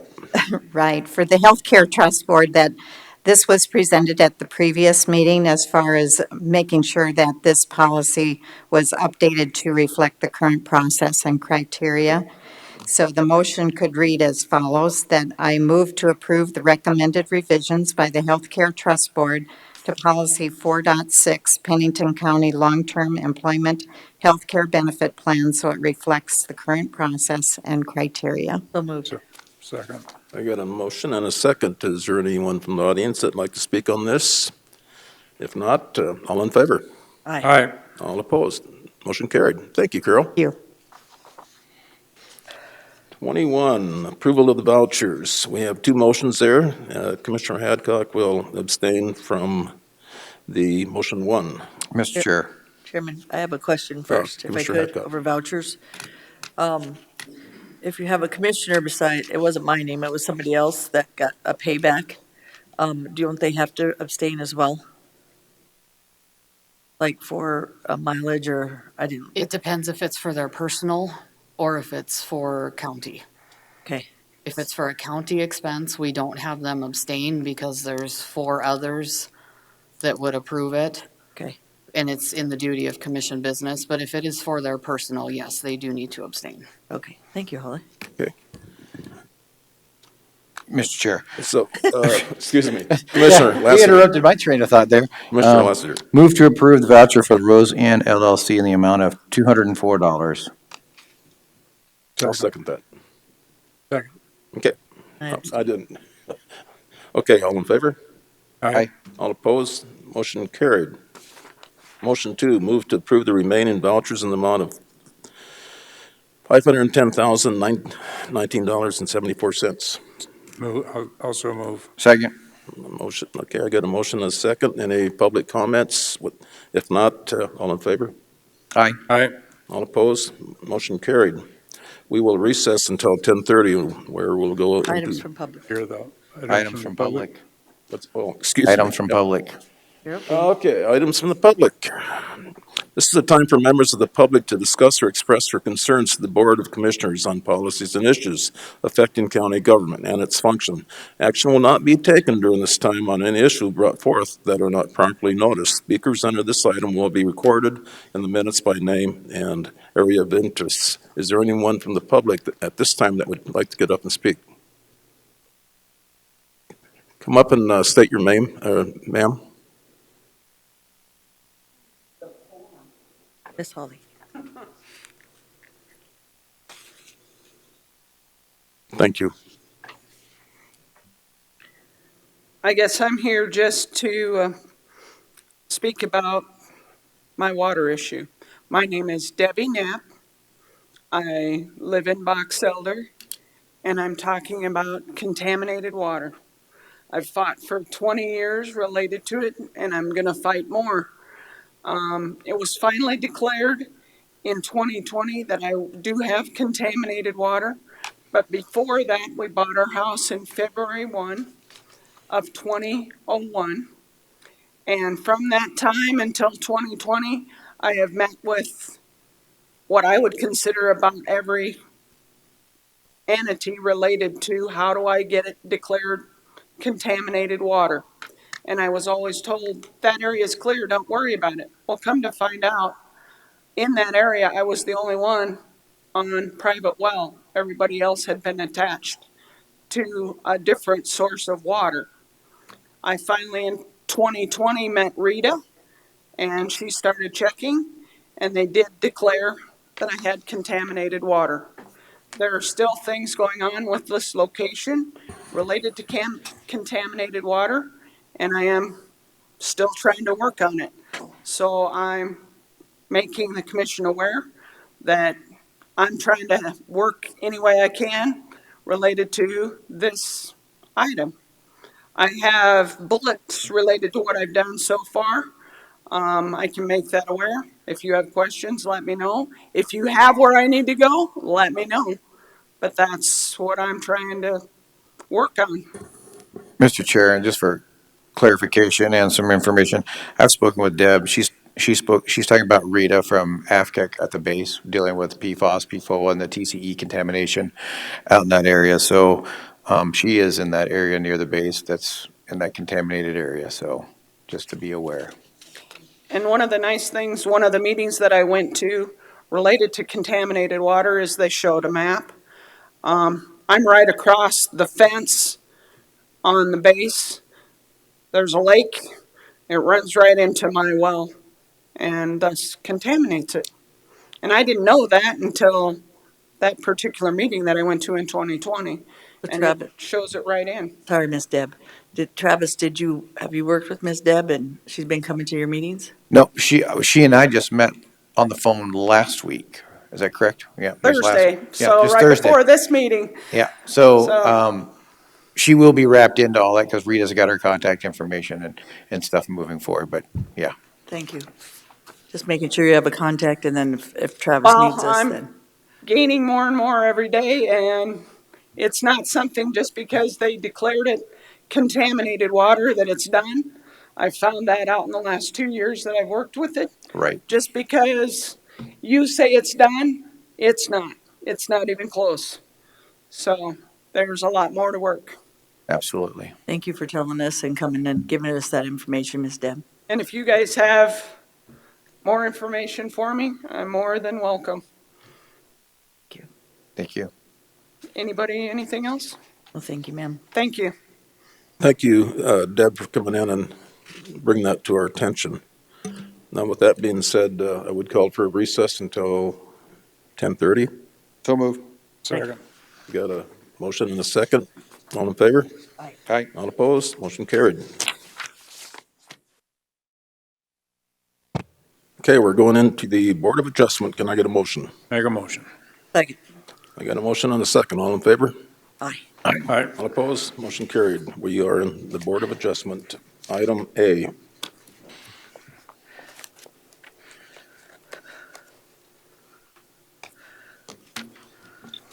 Good afternoon, Commissioners. Agenda item number A is variance VA 2304. What's your name? Christine. I'm sorry. You're okay. Assistant planner. You're good.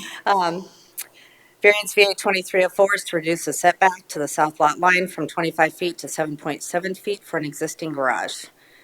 The applicant is Charles and Kimberly Klafka. The location is 12287 Deerfield Road. The lot size is 2.1 acres and current zoning is rural residential. Existing land use is residential, access is Deerfield Road, and it has a 100-year flood hazard area. When staff considers a variance, we take a two-prong approach, and I will read the findings. Prong 1. Whenever granting the variance runs counter to the public interest. 1. No. The request setback is 7.7 feet from the south property line. The existing garage was constructed 7.7 feet from the south property line per the applicant's survey. 2. No.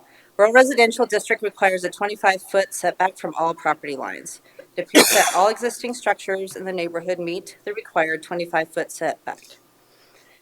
3. No. The zoning ordinance requires a 25-foot setback from the property line in a rural residential district.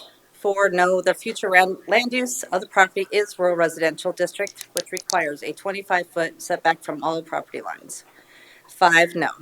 The garage was built at the south of the applicant's parcel. The requested setback of 7.7 feet should have no impact on the safety, health, and general welfare of the public. The nearest residential residence to the south, which is 12291 Deerfield Road, is approximately 115 feet from the garage in question. Prong 2, whether special conditions exist to grant a variance. Yes. The topography limits the buildable area on portions of this property, but not to the extent that this is the only location to construct the existing garage. Yes, without an approved variance, the only option available to the Klafkas is to remove the garage. 3, yes, without an approved variance, the applicants would be forced to remove the detached garage instead of applying for an approved building permit. The interdepartmental review.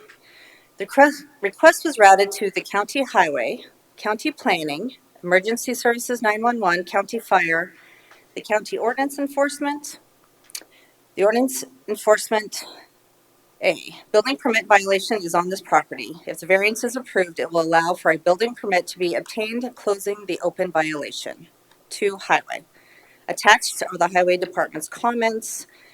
Is there an easement for this shared driveway? And the staff was unable to find an existing easement for the shared driveway. No other objections or concerns were received. Analysis. The applicant has requested to allow a 7.7 setback to the south property line in order to bring an existing detached garage into compliance with the setback requirements in a rural residential district. The applicant will need this variance to obtain an approved building permit for the existing garage. The applicant will also need to sign an encroachment agreement for the existing garage, as it is encroaching into the 8-foot utility easement by 5 inches. This will need to be recorded with the Register of Deeds prior to the Mylar being filed. On August 8th of 2022, a minor plat, MPL 2237, was approved by the Pennington County Commission with conditions. The condition number 2 was that prior to the minor plat submittal, a building permit be applied for the work being done on the detached garage on existing lot 45, with all the applicable penalty fees to be paid. As of writing the staff report, staff has not received any concerns or objections from the public for this request. Staff recommends denial of the variance VA 2304, as there are no special conditions on this property that would excuse literal enforcement of the Pennington County zoning ordinance. However, if the Board of Adjustment disagrees and approves this request, staff recommends the following 3 conditions be included. The variance only applies to this existing garage, and that the applicant obtains the encroachment agreement for the existing garage located in the easement of this document, and this document be filed at the Register of Deeds prior to the Mylar. And within 90 days of approval, the applicant obtains an approved building permit and pays any associated penalty fees and adheres to any building inspection requirements. Mr. Chair. Commissioner Drew. So Christine, is this in regard to the garage that was built in 1965, or is this something newer? Part of the garage was there, and then they put an addition onto it, and then went. And that addition was put on when? In 21.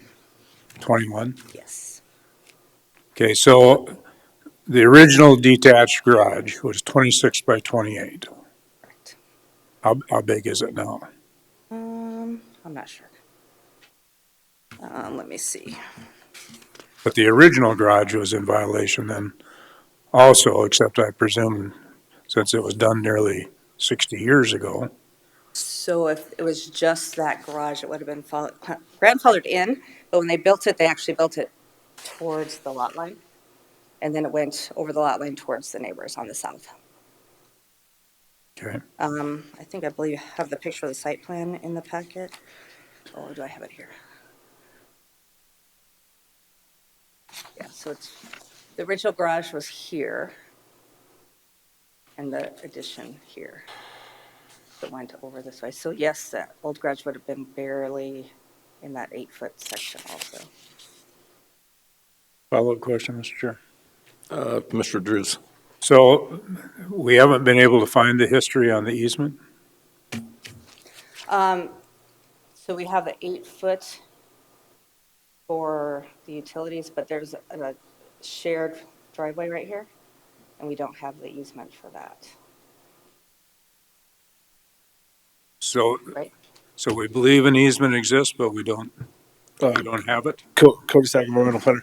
So are you referring to the access easement? I'm referring to the one where the staff says unable to find an existing easement for the shared driveway.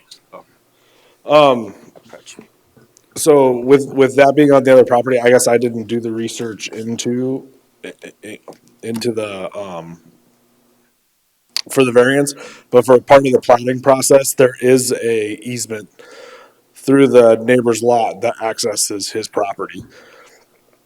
So the access easement won't be affected. That's not So we're part of what talking would two have different to. easements then. Yeah, so the easement that would have to be for the encroachment of that easement is the 8-foot utility and drainage easement that are platted on the interior of all interior lot lines.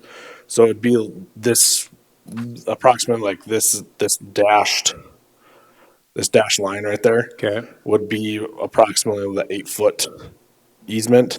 It would be an encroachment agreement into this drainage and utility easement. And then this back here is US Forest Service. So there really probably actually wouldn't be any utilities that would be ever really put into that, Okay, that easement. thank you. Chairman. Commissioner Hadcock. So Christine, when was the house built? And has there been any additions on the house? The reason that they're doing the Mylar is to put their two lots together, because they do have a house built right here, and they actually want to put an addition on to the house. Okay, but the house was built, when?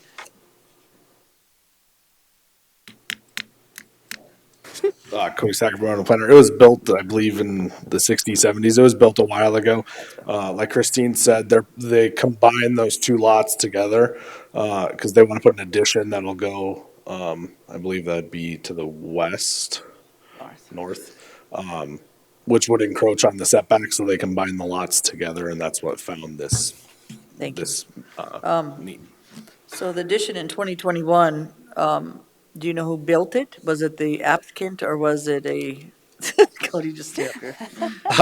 Cody Zach, environmental planner. From Contract? my understanding, the applicant built the structure, and he is only 0.5 feet across the setback line. Okay, yeah, that's pretty good. I'm not supposed to encourage that, by the way. For me, you do need a building permit to do these additions. I would hope, if nothing else, you get a fine. I'm not against, his garage at this point.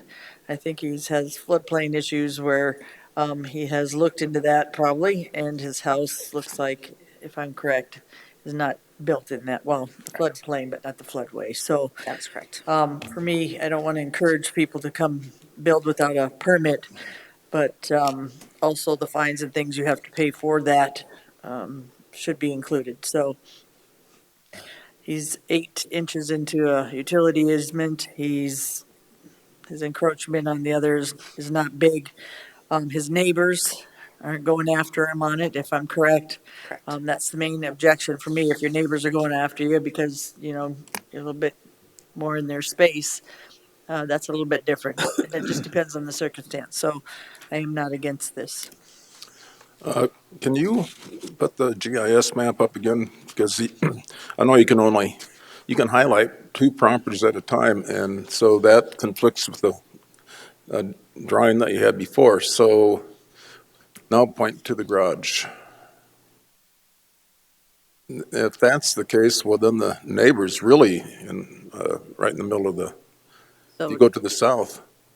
So his garage is right here, and his neighbor is down here. So like in this picture, this is the garage, and this is his neighbor down below the hill. Right. Okay. Anyhow, I drove by that way a few weeks ago, and it looks to me, if you expand it, there's a lot of other people on that line, and I'm guessing the reason they're on that line is just because there were some terrain and floodplain issues, and that's where they ended up building. So I'm kind of going along with Commissioner Hadcock on this one with conditions.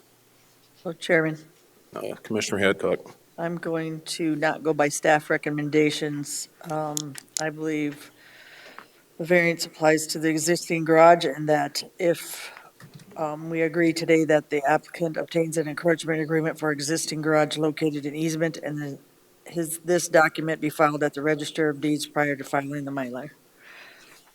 Okay, we got a motion.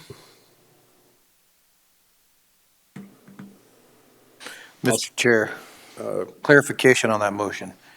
So you're just doing item 1 and 2, not the third one where they have within 90 days of approval for the penalties and fees? That comes later, doesn't it? The penalties and fees? It's in You guys this, bring that forward later? Christine? It'll come with the building permit. Yes. so it'll come with, so number 3 will come with the building permit rather than at this moment in time, as Cody steps over. Code from Royal Planner. So we always put that condition in there just so that the applicant later can't come in and say that he doesn't have to pay the penalty fees. So that's just a standard condition that we put in all requests when there's a I'll penalty add fee. number 3 to my motion if that's okay with the second. Okay. Okay. Is the applicant here? No. Okay, so for those that were hearing variance today, we only have 4 commissioners, so I just want to bring that to your attention. So how many votes do we need? All 4. All 4. So if you want to continue, you certainly have that option before we go forward. Chairman, one more thing. Commissioner Hadcock. That they already had a garage right there, and if the neighbors or anybody had issues before, they probably would have brought it up a long time ago. There would have been arguments, and you built it right on the property line. So that's another reason why, if it was there since 1965, that garage has been there for a while. So them adding on to it and no complaint as well convinced me that it was not a problem, so. Well, going forward, we get a motion, we get a second. All in favor? Aye. Aye. All opposed? Motion carried. Item B.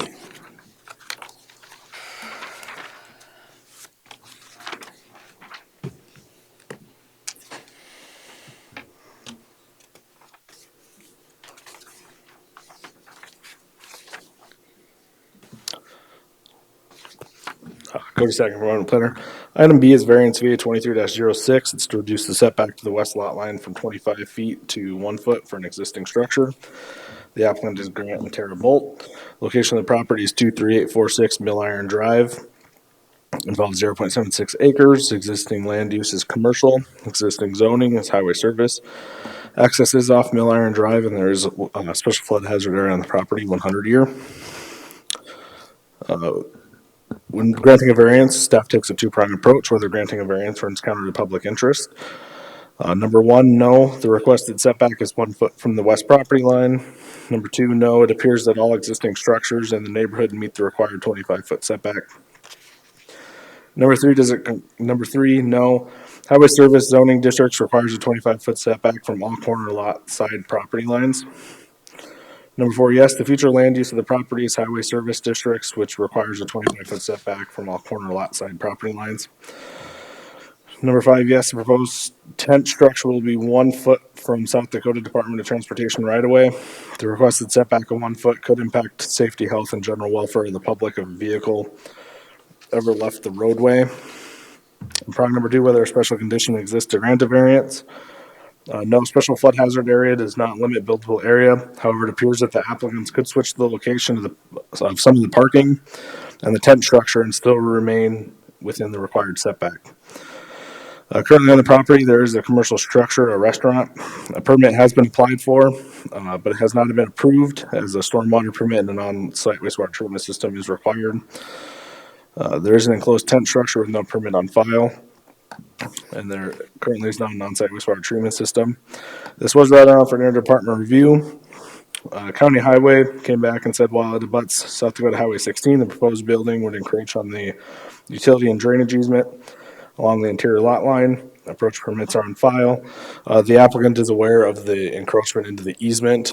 He is willing to vacate the easement. He is just waiting to see if the variance gets approved first, because if the variance is not approved, the structure has to be removed out, and it doesn't require vacating the easement.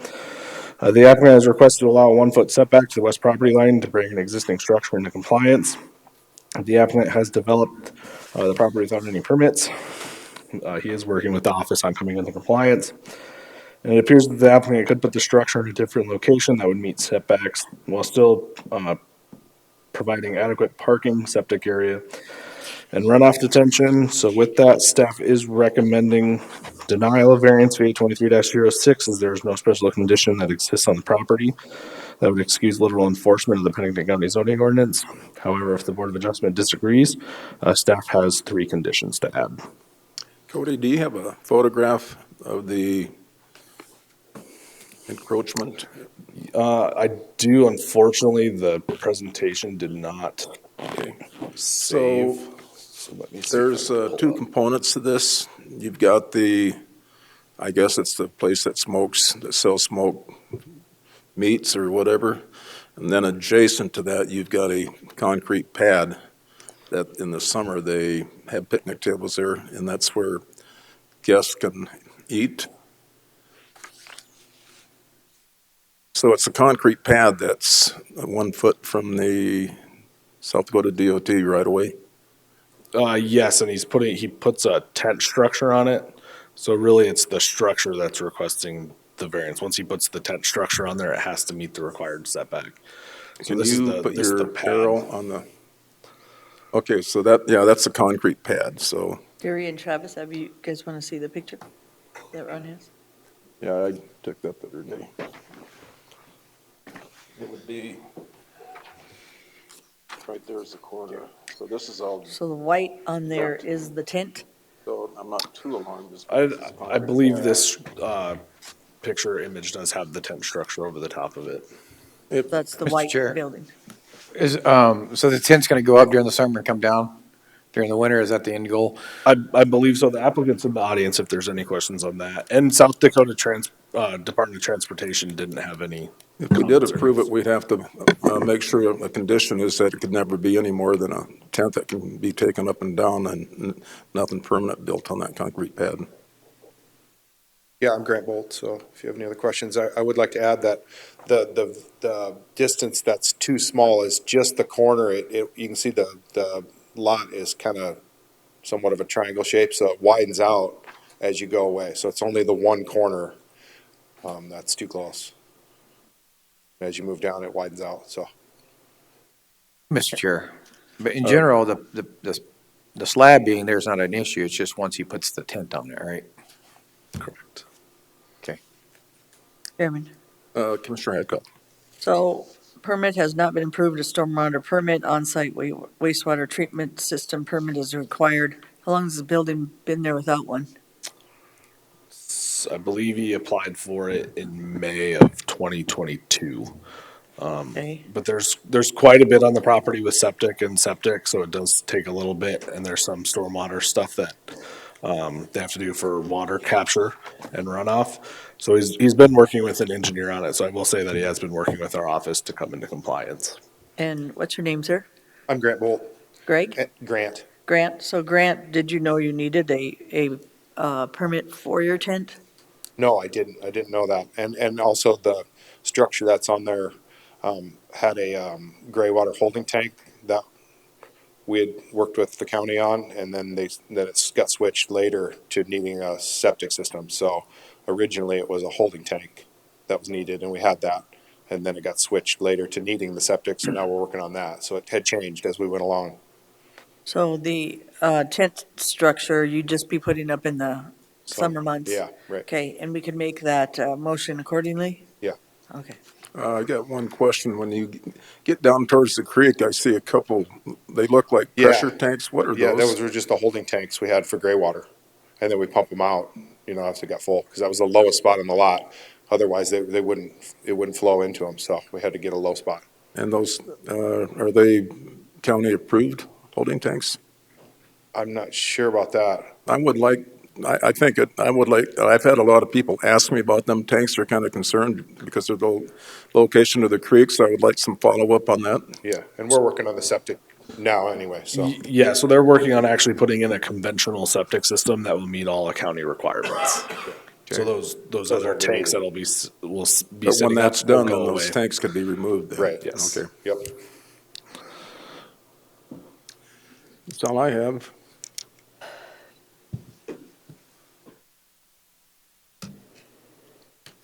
Chairman. Commissioner Hadcock. I'll make a motion to approve the variance with applies for a portion of the west property line setback requires that will be encroached upon by the enclosed for the tent structure, that the tent structure is only used from, May to, what's summer months, guys? I would say September 1st. To September. May 1st to September 1st.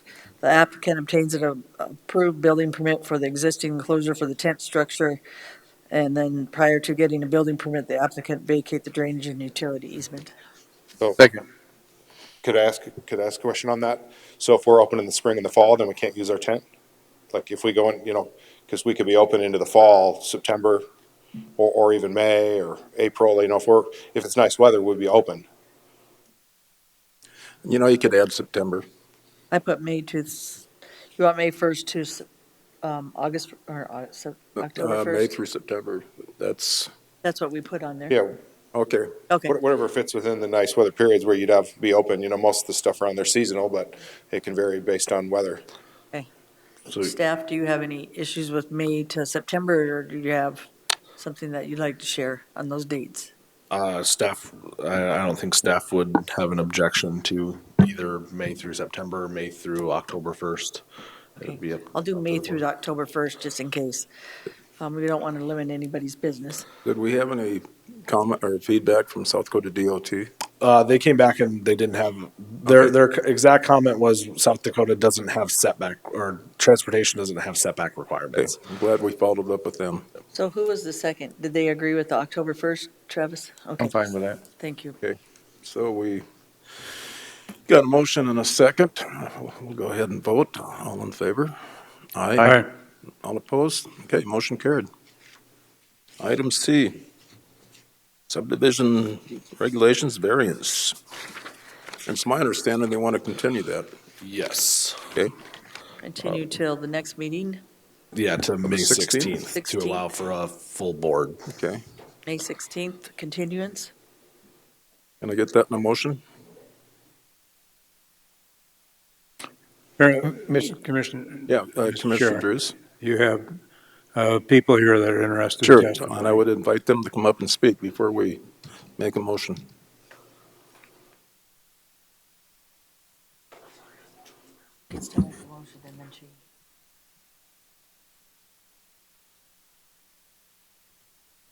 Hi, good morning. Judy Mildren, Secretary Treasurer for Hidden Valley Road District. I guess I just really need clarification. So if it's a split vote, we'd have to come back anyway, right? Correct. Okay. Well, I guess I don't really know what to do, and I'm not sure that I have the authority to make the decision because we only have a couple other people here. Well, what I might say is that if the four of us, you never know where that's going to go. And so if you had five, I think you'd be a lot better footing. And so I think on the 16th, we should have all five commissioners. Yes. Anybody leaving? And that's the reason they asked for the continuance. They'd like for all five commissioners to be here. Because if one of us votes no, it's, you need all four. And there's you existing need information four. from your board that I need to go look at too, because you decided on some other, like asphalt millings and stuff. For me, I wasn't ready to make a decision because you had another letter, and then I'd like to have more time to look at it, so. Okay, that makes sense. Okay. And we would need a vote of all four of you today. Is that correct? Yes, to pass. All right, I agree. Thank you. Anybody else from the audience want to speak? Mr. Chair, I was going to ask Joe, I was going to see if he wasn't here, but Jason's going to go get him. I was going to ask a question about, reading that letter that was given to us from the road district. Can we require what they're requiring in there, or can we only go with ordinance 14 and then the road district based on, how does that going to work? Because that's what I really wanted to know. I know you got part of it, but I was letting them know why I wanted to ask you a question. So I don't know how familiar you are with this particular item, but ordinance 14 obviously is the recommendation.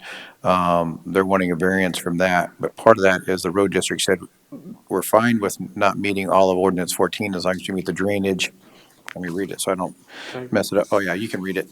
As long as they meet I just need that back because I got notes on it. But something about the drainage and then using asphalt millings and going to 18 feet. So, I mean, it's something that I would want your input on it, but it is a road district that's agreeing to that. And so how does that fit in? Can we even as a board, tell the road district or tell the person who's building in the road district that those are the specs you meet. You get what I'm saying? So you're actually, I believe, asking a question of Megan or Jay because I don't believe, from my understanding, we have the authority within the road district, but I think this is probably a special circumstance because they're platting the piece of property. So it's kind of a. That's more of a legal question on that one. What's that? What was the question? Sorry, I missed it. Okay, Joe, when we get finished up, because if we're going to continue this, I prefer we don't have a lot of discussion. Right, so, well, this might lead to more questions that need to be answered before the next meeting. Before the next meeting, and that's why I'm asking it now. So they're asking for a variance to not meet ordinance 14 standards. That letter from the road district is saying they're okay with that, but they're putting some other requirements in there. If we move forward with this, even in the next meeting, can we, I don't want to say project, but can we put the same requirements on them if we say, well, we're okay with the variance, but you have to meet those requirements? I want to make sure, because I think that's kind of outside of our realm. So Megan Kruger with the state's attorney's office. So the reason why ordinance 14 comes into play is, Joe is correct. It's under the subdivision requirements. So when you're subdividing property, you have to be in compliance with Pennington County Ordinance 14. And if you do not want to be in compliance with it, you do have to get a variance to it. As far as any expectations for what the road district has for what they would like to see the road be, they need to have that conversation with the applicants separate from this, because it really doesn't have anything to do with the county. If the county wanted to include those as conditions of granting the variance, they could. But otherwise, if they didn't, the road district could have their own separate requirements because they're a separate legal entity. Okay. So we have a motion. Do we have a second? Is it to continue? Second. I'll second Okay. continue. Thank you, Joe. With that being Thank you, said, Megan. all in favor of continuing this item, respond by aye. Aye. Aye. All opposed? Motion carried. On to item D. Megan Talmadge, planner. Agenda item D is a subdivision regulations variance request to waive the requirement to construct a road to ordinance 14 standards. The applicant is Marjorie Helgeson and the surveyor is Davis Engineering. The location is at 23565 Burgess Road. The size of the lots is about 60 acres. And the current zoning is agriculture district. The existing land use is residential, and there is 100-year special flood hazard area on this property.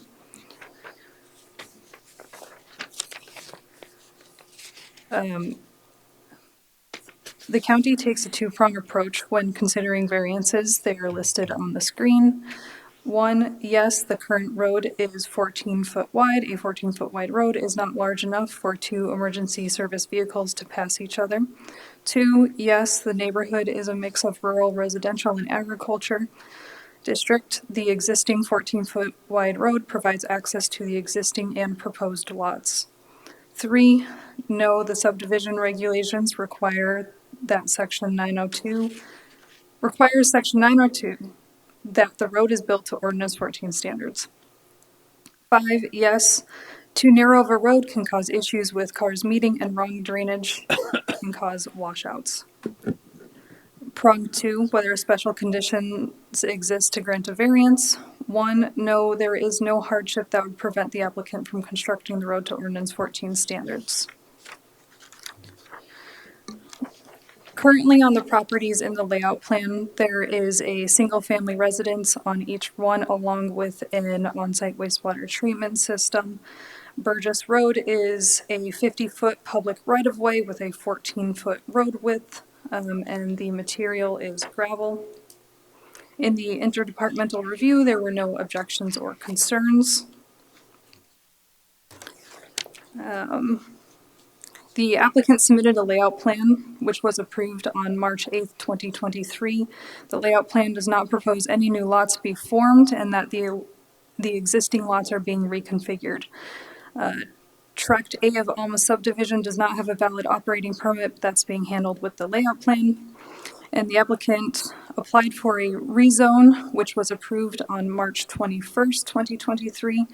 Burgess Road serves 6 properties, and 4 of the properties are past the Helgeson property. The future land use of all the properties connected to Burgess Road is rural residential.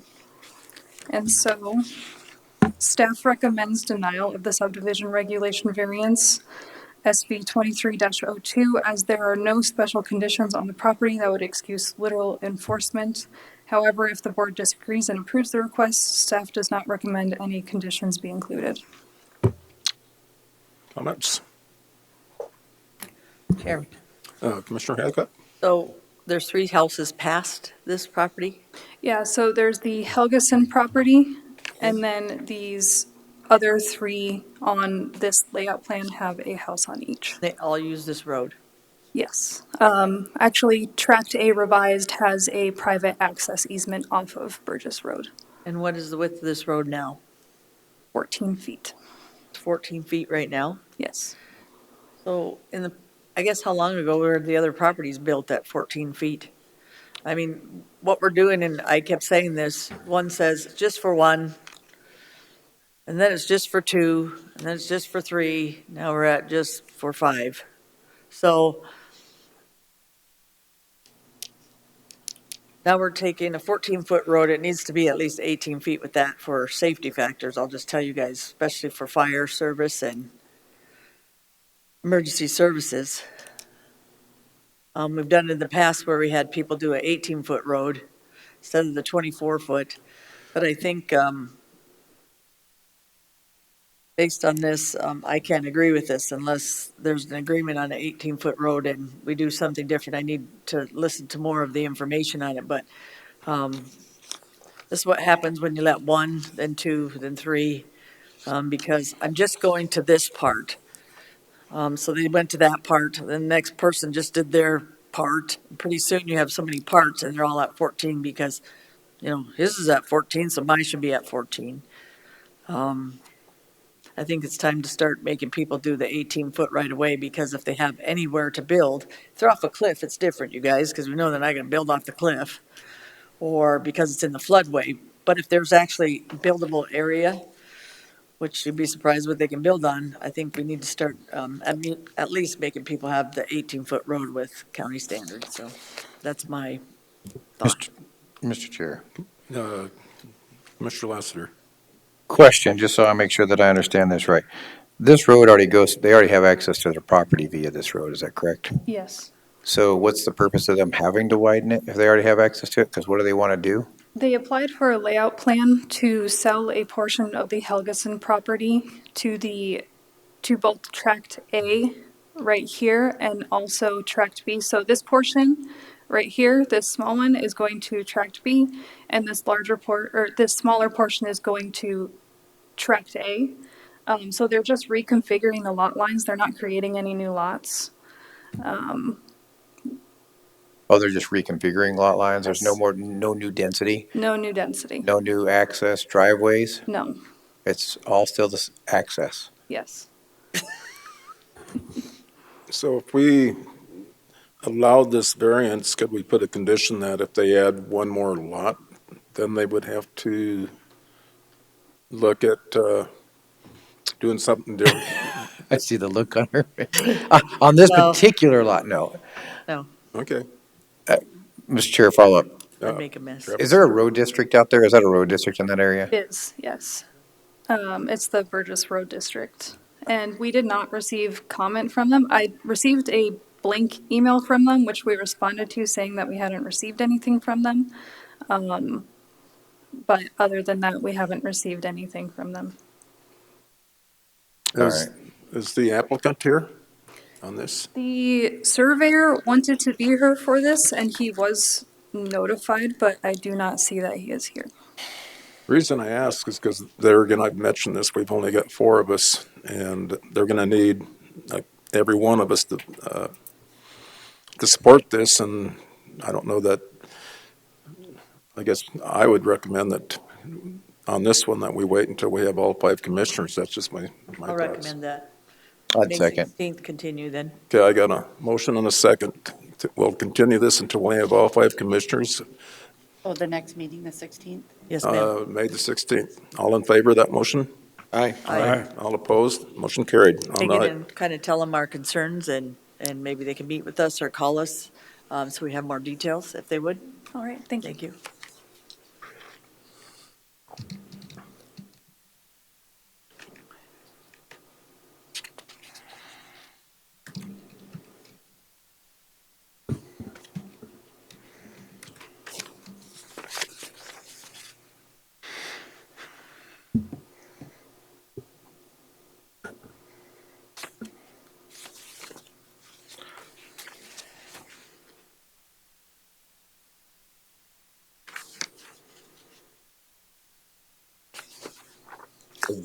Are we ready for the next item? Oh, excuse me, yeah, go ahead. That's what I was in Me line bad. with too. I'm Yeah, like- we're ready. like, look Item up E. what Cody's sitting. Fire away. Cody Stack, Environmental Planner. Item E is subdivision regulation variance SV 23-03. It's to waive the requirement to construct additional water storage for domestic use and fire protection on the subject property. The applicant and landowner is Paul and Ella Lindy.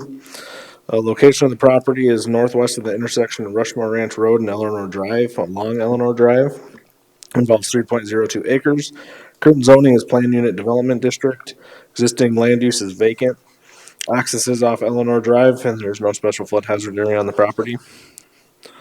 When looking at variances, we take a two-pronged approach. For prong number one, the answers are on the screen. I'll read them aloud. Number one, yes, the request is not a blight on the neighborhood and does not appear to be a threat of a nuisance, but if a fire occurs, the undersized water storage could affect the ability to stop the spread onto neighboring properties. Also, the Southern Hills Water District only has water hookups for 7 lots within Mountain Meadows subdivision. If water storage is not added, 4 lots within the subdivision would require individual wells. Number two, yes, the subject property is on Plan Unit Development with 3.02 acres and matches the surrounding zoning and lot sizes in the area. The applicants want to place a single-family residence on the property, which is a use by right in the PUD. Number three, no. Under subdivision regulations, a subdivision of 15 or more lots must be served by a central water system. Mountain Meadows subdivision is connected to the Rushmore Ranch Estates water system. Plat Note 13 for Mountain Meadows states that after 65 building permits have been issued between the two subdivisions, then surety for additional water storage is required. Number four, yes, the current and future land use is Plan Unit Development. Number five, yes, inadequate water storage has the potential to inhibit the ability to fight a fire in the area. That would in turn affect public safety. Also, inadequate water storage could affect surrounding property access to water. Prong number two, whether a special condition exists to grant the variance. Number one, no special conditions exist that would prevent additional water storage. The property is hilly, forested, and flat. There is no impediment into constructing additional water storage. The lot is currently vacant of any structures. The applicants have applied to vacate notes on the plat, which is VP 23-03, which will be heard later on this agenda. The Planning Commission did recommend approval of that, provided that the applicants get a variance. This was right off our department review. The Battle Creek Fire District recommends that at a minimum, state fire codes are followed. The applicants, Paul and Ella Lindy, are proposing to place a single-family residence on the subject property. A note on the plat for Mountain Meadows subdivision states that 165 building permits have been issued between Mountain Meadows subdivision and Rushmore Ranch Estate subdivision. That no additional building permits for the single-family residence be approved until adequate water storage is guaranteed by surety. Again, the applicants have applied to vacate those notes on the plat. The 65 building permits comes from the developer for additional water storage. There was an agreement when the lots were platted. The Board of Commissioners have approved 4 requests not to construct additional water storage. With that, staff is recommending denial of subdivision regulation variance SV 23-03, as no special conditions exist that would excuse literal enforcement of subdivision regulation section 1300. However, if the Board of Adjustment disagrees and approves the request, staff would have 1 condition to add. Chair. Commissioner Hadcock. So we have approved, but we had them do something else. So the Board of Commissioners agreed that they would waive water storage if the applicants were willing to put fire sprinklers in the house and not vacate that note off the plat. The applicants have This came about for the applicants. They submitted a building permit, not knowing that some of this had to be done. Right. In that building permit application, they did have plans for a fire sprinkler system. So, and they have to keep that no matter what. Correct. And that was my thing with this. If we did it for 4, how did we do it? And to make it public safety, because you might sell your house. The problem with this is someone might buy your house not knowing beforehand. That's why the fire sprinkler, that way we make sure we're not only not guaranteeing, but trying to do public safety now, but we're also, when you have new buyers, buyer beware, sometimes they don't know about that water storage, and maybe they'll ask why they have the fire sprinklers. I'm not more as worried about the structure as the people in it, because it doesn't take long to burn the structure. So that would be my concerns, but again, I'm not against this if we do and they know that they have to put the fire sprinklers in. Mr. Chair. Commissioner Drew. So Cody, Battle Creek Fire District recommended that at minimum state codes be followed. So how do the state codes differ from? So current, that might be a Megan question or a Jerome question. I don't know the codes for residential structures don't require fire sprinkler systems. So we can't make them anymore. Put those in unless they're willing to. But since this was a note on the plat prior to the state statute changing, we're allowed to require them to put those in. There's different requirements for how much water pressure you need and different things like that, but that's all done. Megan Kruger with the state's attorney's office.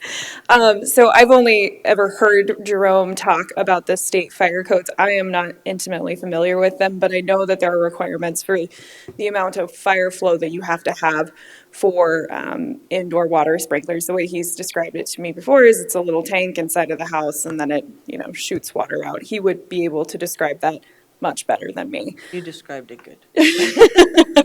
So I'm guessing that's probably what they're referring to.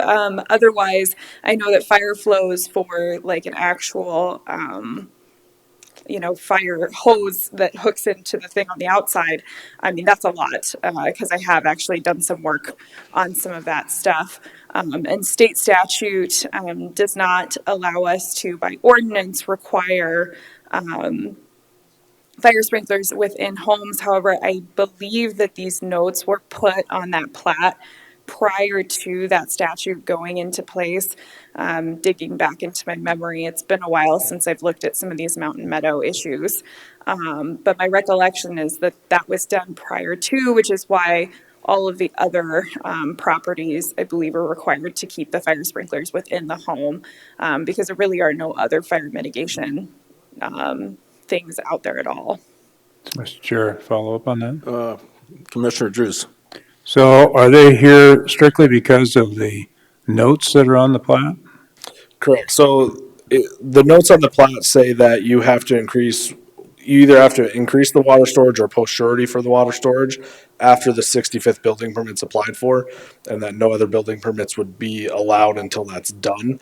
So by them getting a variance to that, or vacating those notes off the plat, it would mean that the subdivision regulations, when the subdivision was platted, they no longer are in compliance with that. So they have to get this subreg variance to be in compliance with vacating those notes off the plat.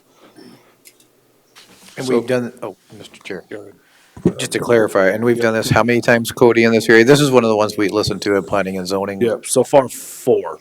Yeah, we've done this on 4 others. Right, and I think we all agree that we're not going to put notes on a plat, and this is where all this trouble started. And so, and I think we also agreed if they do the sprinkler system, the idea is to put the fire out before it really gets going. So I'm in favor of this variance as well for those reasons. At least get it knocked down a little bit. Would the applicant like to come up and speak? Not here, are they? Oh, Come on up, sir, and state your name, please. I thought they said he wasn't here. Paul Lindy, property owner. And just, I guess I just wanted to kind of add on to the fire protection thing. That was part of the reason why we agreed to put in the fire sprinkler system. not just because I would need it for this, but it's a good idea. I mean, I completely understand it. The questions on the state codes, I did research into that, and even though South Dakota did not opt into that, again, we agree that it's still the right thing to do. And the system is designed out based on NFPA 13 code. We haven't done a water assessment yet because we don't have the data on what that pressure will look like. Once we get that assessment, then we'll determine if a booster pump or anything else is needed to make sure we do have that appropriate flow So, for the Chairman, system. Commissioner Hadcock? move approval subdivision reg SV 23-03 I'll only second that apply to motion. lot 1, block 1 of Mount Meadows subdivision. Yep. Second. Well, go ahead, ma'am. Just state your name. Mr. Chair, you do have a motion and a second on the floor, which doesn't, which will allow discussion afterwards, so. Okay, let's go ahead and vote. All in No, favor? we don't need to vote. No. We just have it on the floor. Okay. So we do have a motion and a second on the floor to approve this variance. Okay. My name is Ann Slaughter. I'm in Rushmore Ranch Estates. I'm actually in the house right up by the water tank. We have to have a compressor within our house to have enough water pressure to take a shower, run our dishwasher. Outside, it's a whole nother story. Our sprinklers are difficult to work because we don't have sufficient water pressure. I do have a question for clarification in the analysis section, section 7, where item E, it says, first one, a compromise was agreed by the county commission and the developer that would allow 500 gallons per minute if every house is installed with a residential fire sprinkler system. This would require the water system capacity for Rushmore Ranch Estates have a capacity of 60,000 gallons. Every house out there does not have a sprinkler system. In fact, the one that was just completed in November on Hermosa Court does not have a residential sprinkler system. None of our neighbors have residential sprinkler systems. So this implies that every house in the development needs to have a residential sprinkler system to allow the 500 gallons per minute. Chairman. Am I misreading that? Commissioner Hadcock. I don't think it implies. What it does is we've had 4 in that, and we have, those are the only ones that we have seen to apply that to. That's only applying to the ones that we have approved, not applying to the whole Rushmore Ranch. Ms. Ann. And That's the I might clarification add I'm looking for. those fire sprinkler systems, they're self-contained. There is a tank inside the house somewhere between 300 and 500 gallons, and that water is pulled from there. It's not pulled out of your actual water system, except probably just to fill the 500 gallon reservoir. I'll call Jerome Harvey if you want to speak on that, Jerome. He's our fire administrator, ma'am. Jerome Harvey, Fire Administrator, Pennington County. For a residential sprinkler system referred as NFPA 13D, Commissioner Rothknecht is correct. Generally, the sprinkler system is rated to run upwards of 15 minutes inside of the structure, and it gives time for either stop the fire in the incipient stage or allow the occupants to safely exit the structure. And they, not only do they work well, they work very well. In this situation, I was talking with the director here, and it was concerning the amount of water that is available, not available. But they work very well, and they are completely self-contained to the structure. Anything beyond that, as far as the 15-minute window or so, is either manual suppression or supporting the system externally. There is one that we just did up by Hill City at Three Forks. That's a 13D system, and it has the external hookup to that, so that in an extended situation, you could support that off of manual fire suppression. Ms. Ann. Thank you, Jerome. Ms. Ann, did you get your questions answered? Well, I just wanted to know, in this statement where it says every house is installed, is that every house that comes before here? But this seems to be in 2008. The implication is that it's every house in the development. So this request and this staff report is specifically for Mountain Meadow subdivision. Those notes are not on the plat for Rushmore Ranch.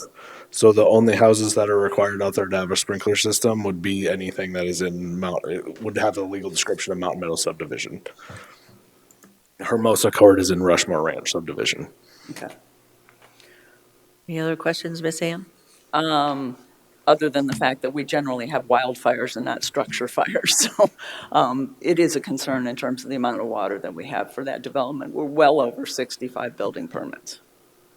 It's 30 in our area. So Cody, can you come up, Cody? So there's only, out of the number of homes in Mountain Meadows subdivision, only, how many can be built? 13? So I believe there's 13 total lots. 2 of them are common lots. So there's only 11 that would be able to have a house placed on the property. And Brittany brought up the point that when this was platted, in order for Mountain Meadows not to be their own water system and to hook to the Rushmore Ranch water system with the 7 hookups that are there, that was the agreement that was put into place, was the sprinkler systems inside the houses on Mountain Meadows. I agree. So there are safety mechanisms relative to this particular subdivision. Jerome, did you have something to answer for Miss Ann? No, I just wanted to, if we could bring up the topo map, if we said there was a topo map of it. Can you zoom out away from that at all? Can you go to Google Maps or something that will show give you a topo?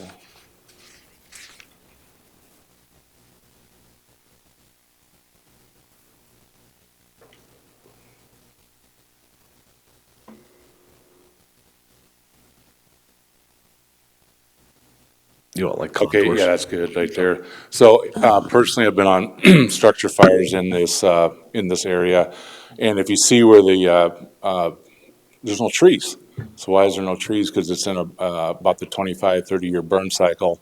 So everything that you see in there in that area where there's no trees, and the thinning of the trees is all caused by the Battle Creek fire in 2002. So that is a fire scar, historic fire scar. That is a historic fire path. Thank you. Thank you, Jerome. Okay. Okay, we have a motion and a second. All in favor of the motion? Say aye. Aye. Aye. Opposed? Motion carried. Can I get a motion to come out of? Roskana, I believe that the gentleman would like to speak on that request. Okay.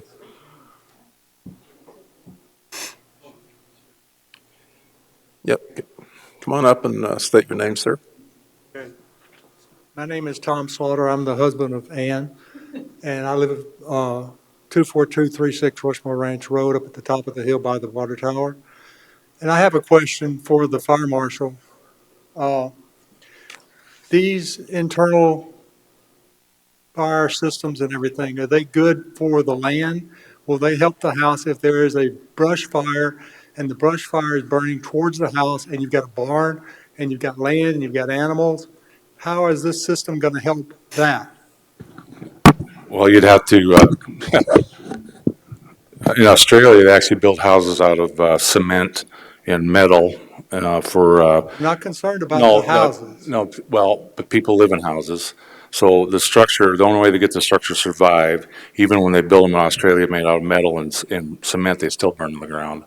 So as far as your urban interface fire, you want to make sure that you're using everything that's fire adapted, whether you're trimming your brush back, whether you're keeping your yard green, whether you're mowing it. There's several things that can do with that. The NFPA 13D system is for internal of the structure. People generally will die inside of the structure. Fortunately, in the United States, a properly operating sprinkler system, there's never been a multiple fire death contributed to a building that had a proper operating sprinkler system. The sprinkler system that you talked about, that's referenced both in state statutes and in the plat, refers to the NFPA 13D system that is internal to the structure itself. So if there's a fire, how is the fire fall? Where does the water come from? Well, not only do you use the water that's there, but our firefighters actually haul the water in. The last fire that we had in this area that I was on come from the structure, burned into the forest, and we stopped it manually, both with dozer lines and with air suppression. Mr. Chair. Commissioner Lassiter. Jerome, if you don't mind me just pointing out something too, and you just said it, if you can stop a structure fire from spreading, this will prevent it from going to any other place. So having this inside a structure actually helps prevent it from spreading if it starts at a home. Like if somebody's kitchen catches on fire or it starts a structure fire, well, if it gets put out before the fire department gets there, then it prevents it from spreading to the neighbors. Yeah, I Okay. mean, if you're relying on if you're relying on us to stop everything that's going on and you're not preparing yourself locally to deal with that, you're not prepared. You're not being ready. And encourage anybody that lives west of the river in South Dakota, you need to be prepared for wildland urban interface fires on a year-round basis because they will happen. And there is, you've seen it time and time again. The last one a couple of years ago, the Soda Road fire, that fire was burning under conditions of 80-mile-an-hour winds. We lost one structure. How do you stop that? You don't. It goes into alignment. The fire makes its run. This is in a historic fire path. The structure to prevent that structure from burning to the ground, I don't know if you get anybody that could, from stopping from a wildland fire and having the structure solely defend itself, whether it's the barn, everything else with it that you're talking about. I don't know of a builder, developer, or a homeowner that would pay that kind of cost. And you can look in Australia, even within the past year, the houses that they have built there out of concrete with metal shutters. And actually, it's very tragic. I just was reading one here the other day, and it actually they have a program of staying and defending their property in Australia. He had what was considered to be completely fire-resistant property, ranching assets, everything, and what happened to the family was terrible. It killed every one of them. And so if you're counting on us to defend every single thing in this area here, that's not going to happen. It's not, when you're dealing with a large fire front. I was down there when this fire came through in 2002. It was mad when it came through there and doing point protection, and we picked everything up. But there's a lot more houses, a lot more development going on here, and it's a real live issue. It's a legitimate question, but we'll do everything we can to stop the fire. But you will have the fire come. The last one I was on down here, it come from the structure and burned into the forest. So Jerome, can you expand on those lots in Mountain Meadows? Are 3-acre lots. So there's also best practices, what those homeowners can do. Yeah, Logan Brown. Keep the fuel. If there's no fuel, you're not going to have a fire. Logan Brown with South Dakota Wildland Fire. It's a program that we support, and I know Director Mueller keeps the information up in our office, but you can call over. We can provide the phone number to you. It's on our webpage, and Logan Brown will actually come out and his other personnel and actually walk the property with you and make recommendations for you for that. And whether it's, real problem in the hills, especially on both slopes, east slope and the west slope of the Black Hills, is dealing with juniper. Juniper is in the same fuel model, fire-wise, as concerning fires as chaparral. And it's got an oil component to it. And for example, the city of Rapid City has a program called Jump the Junipers. Get that stuff away from your building, make it inflammable, give yourself defensive space so that you have a chance to escape the wildland fire, survive it. The structure has a better chance of surviving the structure. You have a place to shelter to keep the heat off of you and give you a chance to get away from it. But it comes down to the individual landowner and homeowner taking care of that property. Okay, that's fine. I understand that. My concern is and continues to be the fact that we don't have enough water source to fight a fire on site at Rushmore Ranch. Adding more houses to the houses that are using the water that's there is not going to make it any better. I mean, we just don't have any water. And it's not getting any better. It's getting worse. We're adding more and more houses, more and more construction, and the water amount is not going up. They're not doing anything about it. I mean, adding this house is not only detrimental to our house, but it's detrimental to every other house in the neighborhood. Chairman. Commissioner Hadcock. So, sir, all we can do as by law is require what we can require. The rest is up to fire mitigation through what they're talking about today with your house if you don't have, because people do have water storage and things that they use for their house. So we can't say, okay, you can't plat or you can't do anything on your land. you don't have enough water. Well, they can bring storage water in. They can do all kinds of different solutions. I know people that are pretty far out doing that, and it's still adequate enough to put out the fires. Bottom line is, the house is the big issue, and the rest is going to be, again, up to the landowner to work with fire administrators or fire departments. We can't say, sir, when you wanted to come in, no, you can't do it, you don't have enough water. We have to rely on the state and what we require of other people. Those are our subdivision regs. Then why do you have the regulation that says they have to have so much water? Why are you even waiving this? Because we're giving a variance because they agreed to a fire sprinkler system. And a fire sprinkler system, actually, what Jerome just said, that with your house, we're worried about the humans. If you decide you want to put a bunch of structures and do a bunch of stuff on your land, and you didn't do a fire mitigation plan doing that, and even when you do, Jerome even says, it doesn't matter if it's wildland fire. If a fire comes and it destroys everything, it doesn't matter how much water you have to a certain extent, because by the time you're done in a wildland fire, they have to bring in the adequate, it doesn't matter. Most of the time, even in normal fires, that people do have the water in their systems, and they have fire hoses, they still had to bring in different areas, helicopters and different stuff to put out fire. M Hill's one of them. M Hill's one of them that, we have water in Rapid City. We have lots of water, right, for fire hydrants and stuff. But they still had to bring copters and everything else in. So you're not fully protected unless you're trying to mitigate your own land. And that's all we can require as commissioners. Okay. Thank you. Thank you, sir. Thank you. Seems to me this Mountain Meadows was on Southern Hills water, unless I'm mistaken.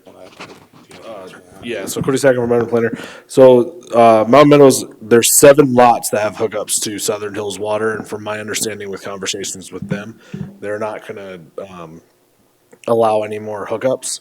So the other 4 lots that don't have the hookups will just have to drill their own individual well.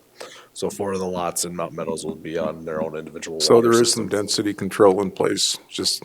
There is, yeah. Yeah, okay. Okay, so You have a motion? can I get a motion to get out of, Board of Adjustment.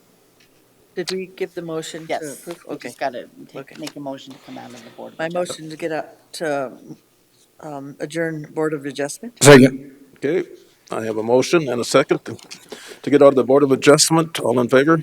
Aye. Aye. All opposed? Motion carried. Item, I believe we're on item F, Cody Sack, tested hearing. Cozack Environmental Planner. Item F is vacation and plat VP 22-02. It's to vacate a portion of a private right-of-way easement on a plat. The applicant is Lucky Cuss LLC, Michael Hewitt. He is in the audience if there are any questions. The location of the property is 13217 Klondike Road and involves 4.61 acres. Currently, the zoning is agriculture district with an existing land use of residential. The access is off South Highway 16 and there is no special flood hazard area on the property. I move approval. I got a motion to approve. Second. I got a motion and a second. Discussion? Anyone from the audience? Thank you, Cody. All in favor? Aye. All opposed? Motion carried. Item G. Item G is rezone RZ 23-04. It's to rezone from agriculture district to suburban residential district. The applicant and landowner is Tara Darby. KTM Design Solutions is the agent. Location of the property is 5650 East Highway 44. Current zoning is agriculture district with an existing land use of residential. Access is off East Highway 44 and there is no special flood hazard area on the property. Staff does recommend approval of rezone RZ 23-04 with the planning commission's concurrence. Chair, I'd move to approve rezone RZ 23-04. Get a motion? Second for discussion. Second for discussion. Commissioner Headcup? Going from agriculture to suburban, can you show me the land use plan over there? Yes.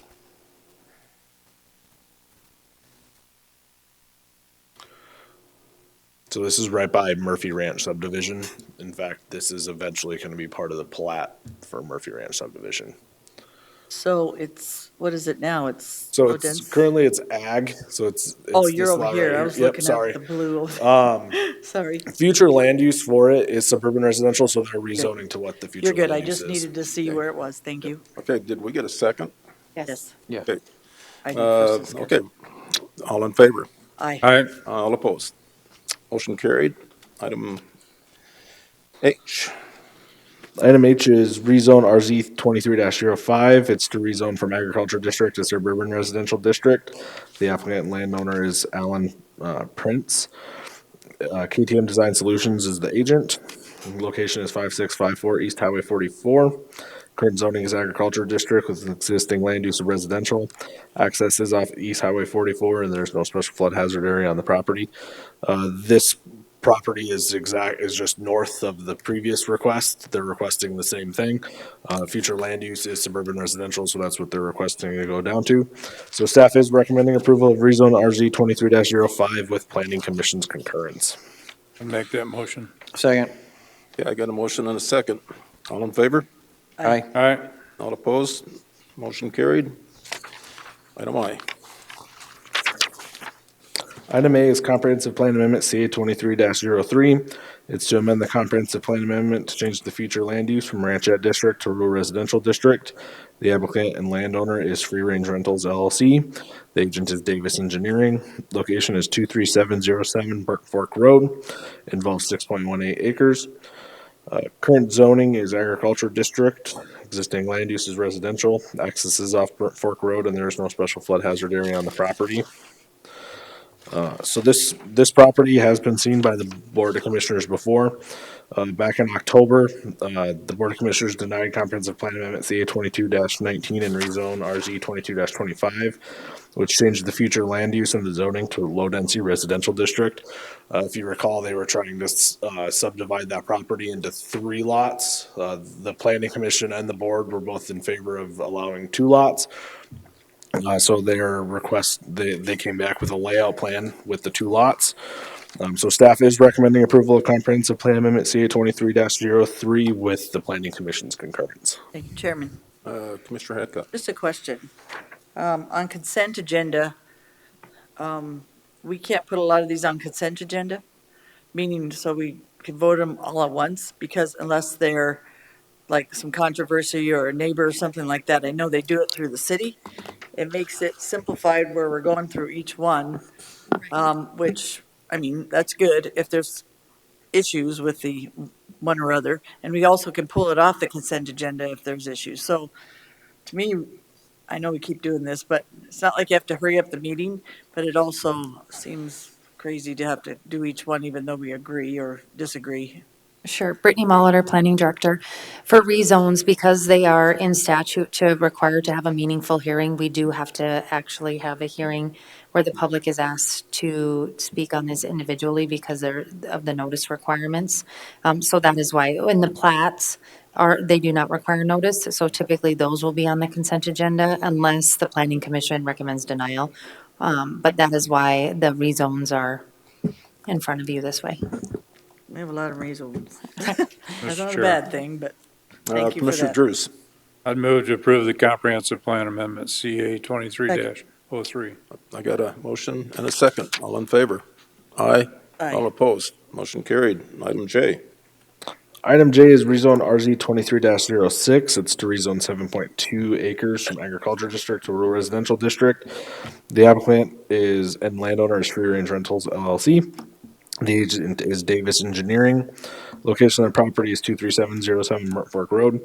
Staff is going to recommend to continue rezone RZ 23-06 to the first Board of Commissioners meeting in June, as the agent did not send the notice letters to all the required property owners, so the Planning Commission had to continue their item to the May 22nd meeting. I made my motion.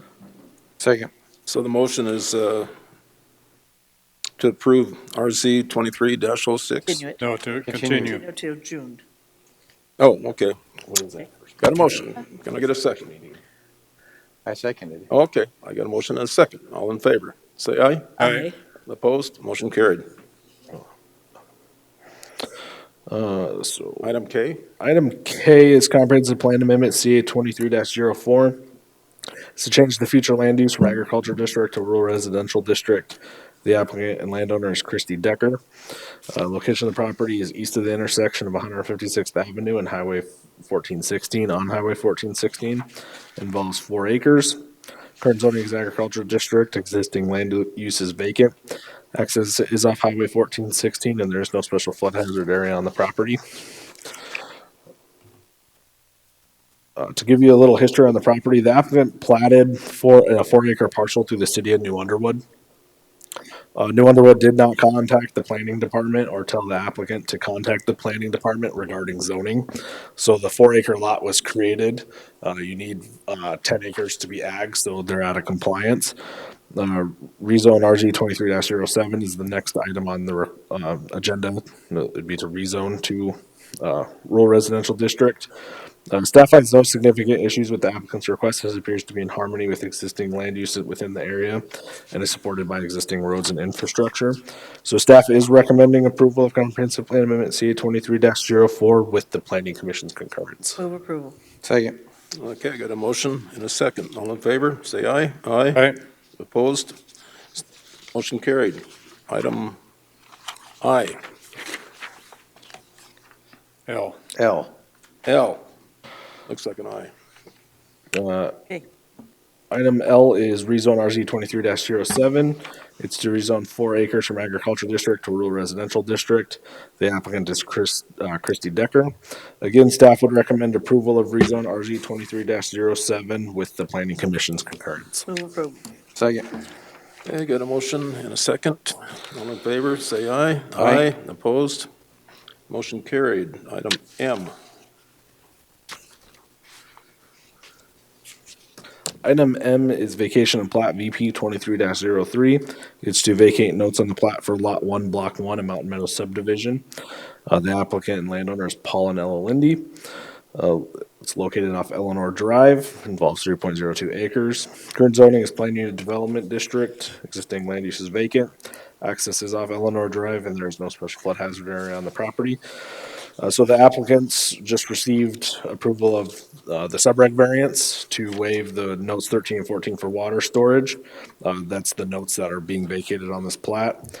So with that, staff recommends approval of vacation and plat VP 23-03 with 2 conditions with the planning commission's concurrence. That'd be my motion. Second. Got a motion and a second. All in favor? Aye. Opposed? Motion carried. Item N. Good morning, Commissioners. Brittany Molitor, Planning Director. Item N is request for release of surety for Sunset Ranch subdivision for Ryan Caskey. The Planning and Zoning Department has verified through acceptance of the road into the road district and communication with the road district president that the required road construction, drainage improvements, and utility installations for final plat FP 22-29 have been met. So staff is recommending that the Board of Commissioners release the surety in the form of a letter of credit in the amount of $250,000 back to Ryan Caskey. Chairman. Commissioner Hadcock. So the accesses and the things that we have major problems with subdivisions, we have personally went out there as a planning staff or inspector and made sure he's done the things he's supposed to do. So for this one, it was located within the road district. So Mr. Caskey's engineer, who was K.L. McNaboe, went out there with the road district president and inspected it. The road district president was okay with the construction of the road and has accepted it into the road district. So as part of the platting process, we did require him to post surety to ensure that the road got built. It was built to ordinance 14 standards. So this money was, in the event that it wasn't constructed to ordinance 14, we could cash the surety to construct it. Why I'm saying that is because it's in a road district. That doesn't mean it's done right without being rude, that we have either a highway person or a planning department person that knows the ordinance standards, because I don't know if a road district person does, even though it's in the road district, it could end up being the county's later. So this has happened to us before, whether it be city or county, and then we accepted it, and then 2 years later, the surety was gone, or a couple of years later. So main thing is that our staff, one of our staff members or our highway department went and checked it as well, instead of just the president of the highway or the road district. Brittany. Sure. Commissioner Drews. So did the road district agree to this in writing, or is this a verbal? Yes, I do have an email from them that they have accepted the road and they are okay with the road. I do know that it was to be constructed to ordinance 14 standards because there was no waivers to it as part of the plating process. All of the other roads in that subdivision, it's in the Sunset Ranch subdivision, are built to the 24-foot wide gravel road surface. So are emails typical for this type of agreement? We accept email as a form of communication because of the date stamp time and Okay. I guess I agree with Deb in a way, or Commissioner Hadcock, that it'd be nice to have someone from Highway or an actual engineer be part of that program, unless there's somebody in the road district that has that expertise. But I know that's Cale's just, an engineer, but he's with the private entity, so, just, we've gotten issues before, and it's just safer to say, okay, send Joe or send Sean out there to approve it, even if it's in a road district again, because if we ended up getting it later, that could, I'm not trying to be weird, but that could be his friend that is the president. He could have lots of friends in there. He built the houses, he built the stuff. No one's gonna, do you know what I mean? There might be conflicts. So, I don't know if that's for sure, because I like Ryan Caskey, but it wouldn't be just Ryan, it'd be in general. Let's make sure our staff, meaning our highway staff, or if you have an expert, to go out there and make sure that road is up to standards. okay, so then we would continue it to the May 16th. 16th meeting, and I will work with Highway to go out and verify and meet with the road district president. Thank you, Brittany. All right, That'd be my motion. That'd be my second. thank you. okay. And can you repeat that motion? To continue till May Continue 16th. until May 16th. Bless you. Sorry. Okay, I got a motion to continue and a second. All in favor? Aye. All right. Aye. All opposed? Motion carried. Contested hearings, item O.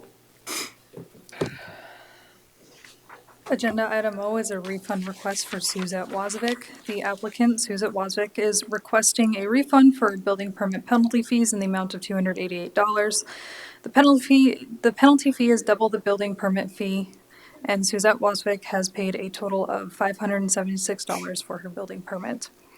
On July 22nd, 2022, the applicant applied for an on-site wastewater treatment system installation permit for holding tanks with approval from the South Dakota Department of Agriculture and Natural Resources. On September 13th, staff found that the applicant was living in the efficiency dwelling unit on the property without a conditional use permit or a building permit. On November 4th, 2022, the applicant applied for a conditional use permit to allow an efficiency dwelling, and the conditional use permit was approved by the Planning Commission on November 28th, 2022. The applicant submitted a building permit for the efficiency dwelling on February 6, 2023, and at the time requested information on the refund request penalty fees. At the April 18th meeting, at the April 18th Board of Commissioners meeting, this item was moved to the May 2nd through a tie vote. Staff recommends to deny the request for a refund as the applicant has placed the structure prior to obtaining a conditional use permit and building permit. The applicant is unable to make meetings at this time, but has submitted a brief explanation. Mr. Chair, Commissioner Drews. I would make a motion that we approve the request of Suzette Wazovic for the refund in the amount of $288 for building permit penalty fees. Second. Yeah, no, I'll just add that she did include a letter. In that letter, she said she was just very confused. Now, if I could see that she was trying to pull something over us, I could totally see that, but I think it was just a matter of a misunderstanding. I think her intentions were good, so just that's my 2 cents worth. We got a motion and a second. Mr. Chair. Commissioner Lassiter. I'm going to make the same statement I said last time. In her letter and her statements to us, she made it clear that she knew she needed to get a permit. I understand that she didn't understand how that process exactly went, but she knew she needed to have a permit before she had that installed on her property. She got it delivered and she had it installed without getting that permit. I think It just sets us up for someone else saying the same thing. Well, I knew I needed to get a permit, but it arrived, and so I put it there. So I'm going to continue to vote no on this particular one because I think she knew it. She told us she knew it. She just was maybe slightly confused. However, there was a couple other things that went on in there. She could have asked, hey, my trailer arrived, or whatever structure it is, it arrived. When do I need to get the permit before I have it installed? So. Chairman. Commissioner Hadcock. So, okay, I talked to her on the phone.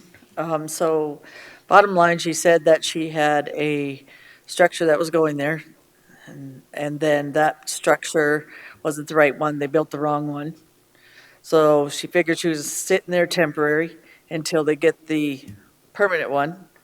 And then she was going to get the permit and the CUP. And Jason and Cody, go ahead and come up and say something because you're both making faces. So Cody Stack, environmental planner. We had staff worked with her all last summer on what she needed for permits and everything, and I understand the it might have arrived and she put it there, but when I went out and did the septic inspection, you could tell that it had been lived in for a while, and she knew that she needed a conditional use permit before she even lived in it. Was this the one that was not supposed to be hers or the one that was hers? No, this is the same exact one that she got a building permit for. It was the one that was hooked to the septic system. That when I went out and inspected it, was already hooked to the septic system. Okay, so she told me that she did. She lived in the one for a couple months, and it wasn't the right one, right? They built it wrong, and it wasn't hers. They were gonna switch it. Is that what happened, or? That's from my recollection and my understanding, nothing's been switched up there. That what was there in September that she was living in is what she Now what applied for the conditional use permit for. is today? Is what's today, and also if her conditional use permit was approved in November, she could have applied for a building permit in December, and she didn't apply for it until February. So there's still those months after the fact that she still didn't apply for a building permit when she knew she needed The a building permit, again, what I'm saying is, if it's the same structure that was moved in there, and then she said, well, she got the wrong structure, didn't do the building permit because the structure was the wrong structure, that when she got her structure, meaning her whatever it's called, mini home or whatever, that she would come in and do the building permit, because why do it on something that they're gonna move out and put something else in? So, you're telling me that's not what happened. So from my understanding, that tiny home that she has put on that property is the same one that's on there now. That was there when I went out in September to inspect it. Are you done, Deb? Commissioner Hadcock, I think what I understood her to say is that they built the wrong one initially, but that was never set on the lot. But it delayed her from being able to locate it on the lot and move in. So I don't know what that time period was, but they had to reconstruct this one as a new one. So it came in at a later date than what she really anticipated. So on the later, can I ask a question, Gary? So the later date, meaning, the later date was November, and then she had the structure, and she could have got the building permit after that, then I have to change my vote, because then that says that she did know. She knew the issues because she put, Cody went out there on her septic, they had that building redone. She had that same one on there as she does today, and she did not get the building permit. So that tells me, and that's what I'll be up straight. I told her, I said, if you tell me something that is not right, I'm going to change my mind. And it sounds like, Gary, if I'm correct, that Cody did go out there. It is the same one. It's not the one she told me that, and maybe I misunderstood, which is still fine. She had this same one, but she didn't come get the building permit. And if the staff, and I believe them, that if they said they worked with her and worked with her and worked with her, I believe with her busy schedule, that's what I believe in my heart, her busy schedule, she just decided to do it later. So. It's my understanding. That is the way I understood it, but okay. Go ahead. It's my understanding that this doesn't have water, doesn't have electricity. And so your definition of living there, it might be a little bit different than what she portrays, or how I portray it, knowing where this remote location is. So, Cody Sack, environmental planner, I would say that if it didn't have water, you wouldn't need a septic system, and if it didn't have electricity, you wouldn't need the solar panels that are connected to that tiny home. So it does have utilities attached to it. Just non-standard, Correct. non-standard utilities. Correct. So I'm going to vote against my own motion. Okay. Well, I'm going to, based on the information that I have, I'm going to go ahead and support Gary, but do we want to substitute motion then? Or change your motion? No, we that just was my vote and motion. then, It was It Gary's was my motion. Okay, I'll second Gary's motion And this is to approve the, to approve the refund. I think I already seconded it, but we can just vote on it, and that's the Sure, bottom line. so Yeah. And it'll be relative to continued approving the to- refund, all in favor, say aye. Aye. Opposed? no. Okay, tie. So it comes back to the Motion next fails, meeting. doesn't it? No, it'll be placed The on the next next one. meeting agenda. And that way too, I can clarify it, so that's fine. That makes Then it, we might advise her that she should be here when we vote on this again, so that we can have some clarification. Because right now, it's kind of cloudy. it is. And twice we've had it here and she has it, I mean, she's given us a document. When I read that document, she seemed to explain that she understood it. She just forgot it. Well, I'd rather have them here and have that conversation to ask some of the questions. And that's why I'm saying that. She probably understood to a certain extent, but she hasn't been here twice. That tells me her schedule has a lot to do with this, not just, yeah. So can the motion be to continue until the 16th? That'd It'll be just be fine. No, it continued just automatically. It's automatically automatic. goes. Okay, It automatically goes for. Okay. okay. Then are we done with that particular item? Okay, well then we'll move to item 24, which would be items from the commission members and the chair. And Travis, we will begin with you. All right, so you have me on here for a Wall Chamber meeting. I didn't go to the Wall Chamber meeting, but I did go to the New Underwood Ag Update meeting. We talked, the biggest update from that was Wall Meat is still moving forward with their plant in New Underwood, and it looks like they're getting all the requirements to be set up through the state and all that kind of stuff. So that is still an ongoing project, but it is not yet shovel ready. So they're getting all their funding is what they're getting, their grants and things of that nature. Planning Commission, most of the ones that we talked about were on there, or I gave insights from the Planning Commission on those.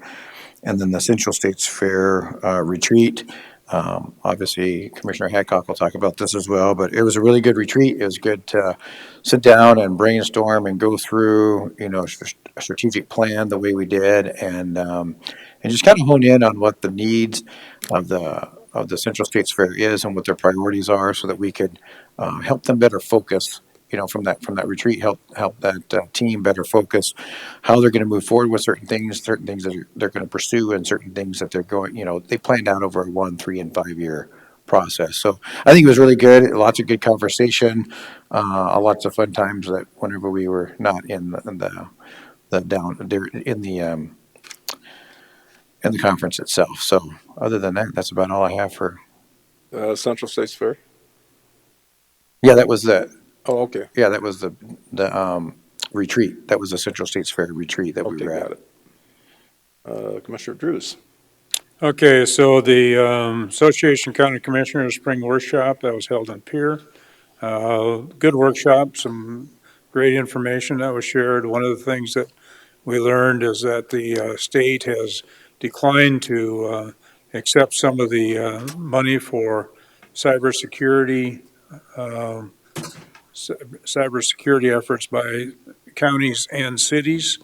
And so the state association then took action to try to encourage the governor to accept those funds instead of decline them, because we know that if they're not accepted, they'll go back into the pool and go someplace else. So, and I think, I don't know about the larger counties and larger cities, what their need may be, but I know that there's a lot of the smaller ones that certainly have a need in that area of cybersecurity, and that would probably assist them greatly.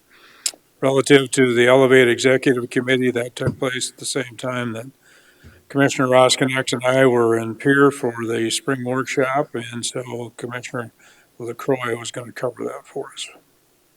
Okay. Commissioner Hadcock. Was on vacation, so Pennington County Housing, I'll let Ron do I was that. at the workshop. Compensation you saw, today, what was moving forward in compensation. Central States Fair, the workshop was 2 days. One of the better workshops I've been to. What I liked is moving forward. They've got 3 new logos that are amazing. They're using the same logo they always did. They cleaned it up and then they used it for like Central States Fair. Fairgrounds and stock show. Yes, so that all those logos match each other. They just have different, kind of like one has a spur on it, one has something else, but it has the same, what I call it, repeated pattern. So when you see the Central States Fair logo, no matter if it's the foundation, if it's the stock show, or just the fair, they all match. It makes sense. It brings that forward where people are recognizing what the county fairgrounds does. So thought that was pretty exciting. Jill is just amazing on there. We have Danny who's doing some stuff with reaching out to different organizations, getting kids involved, kind of like I told them, go to Extension, there you go. That's what happens best there. They also, the safety plans, they're looking really into safety plans, not to scare people about the fairgrounds, but actually how to make it feel safe, knowing that you can bring your kids and your family there and you can feel secure. So I thought that was pretty good, and they've already made some of those plans. And these aren't, a lot of the plans that were there weren't plans that we're making, it's stuff that was already in the process, which was nice. And then I'll be up straight. I think the fairgrounds has that outgrown itself. I keep telling them you can put lipstick on a pig, but it's still pig. So, and I don't mean that rude. That was one of the ranchers' things, but I thought it was good. You have a 500-year flood. You have a 100-year flood. That's about half the fairgrounds. The other half, or a third of it, is floodway.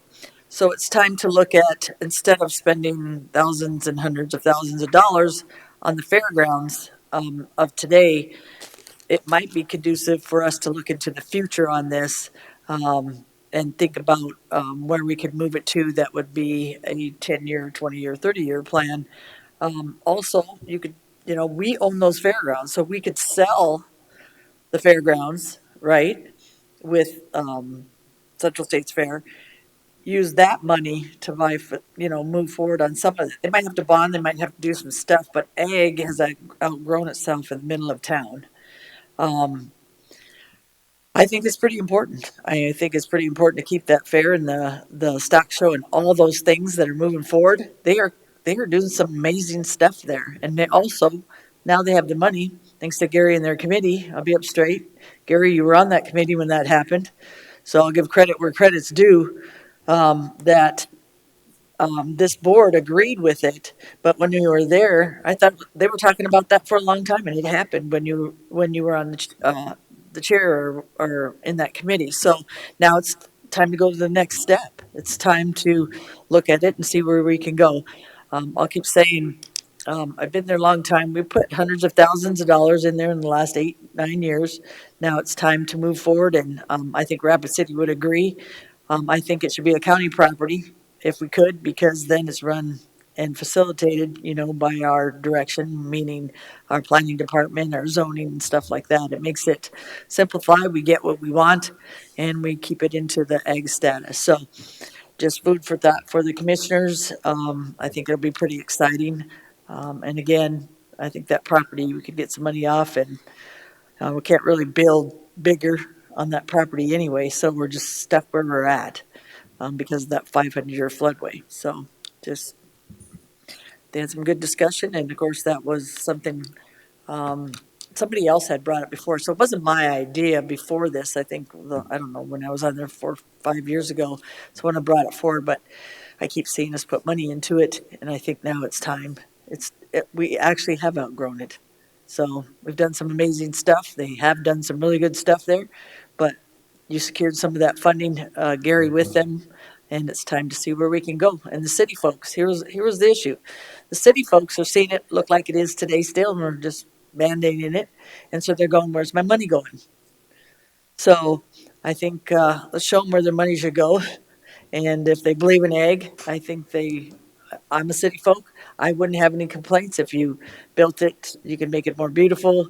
You could make it more ag. You could have training. You could have a lot more different stuff to do with the county and ag and farming and ranching and incorporate the city folk into that so they'd have more of a, I don't know what the idea, museum or whatever they want. There's all kinds of ideas we could do, but that's not going to happen overnight. But I think if we could secure some land and think about that, it would be pretty amazing.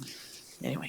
Thank you, Commissioner Hadcock. Myself, I was so busy trying to navigate through I was going to do the cross savers that I really didn't focus on my assignments and committees, but South Dakota Association of County Commissioners, we had 45-minute segments, and the one that really went the full 45 minutes and could have went another 45 and could have went another 45 without any problem was that Department of Revenue on taxation, Holly?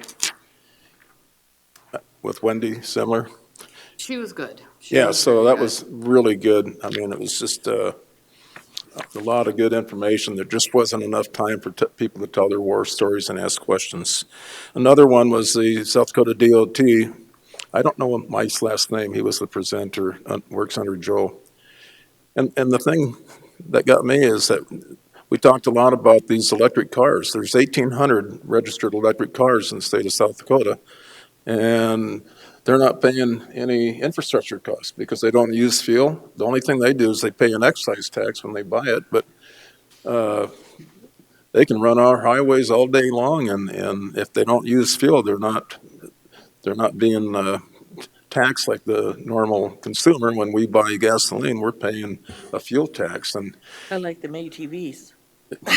so to me, I went up to Mike and I said, if we could figure out the average usage per person, and we could capture that in the very beginning on the excise tax, but there is a state, I think you said in 2035, you will not be able to buy a gasoline engine in that state. California. And then also in 2035, you will not be able to buy an electric car in Wyoming. That's what I heard, but I don't know if that's true. So, I really enjoyed that. But probably the biggest takeaway is just networking with other counties and the department heads. It was every one of those, you learn more. And if I have to make a phone call, I got a lot more folks that I can rely on. Black Hills Council of Local Governments, probably the one thing that we kicked around the most is our new due structure, and I'll know more. I still got to talk to Holly because if we go that route, Pennington County they're going to be impacted the most, and so I think that's still a work in progress. But there again, the people at that last meeting, city, county, highway, just some really good networking again.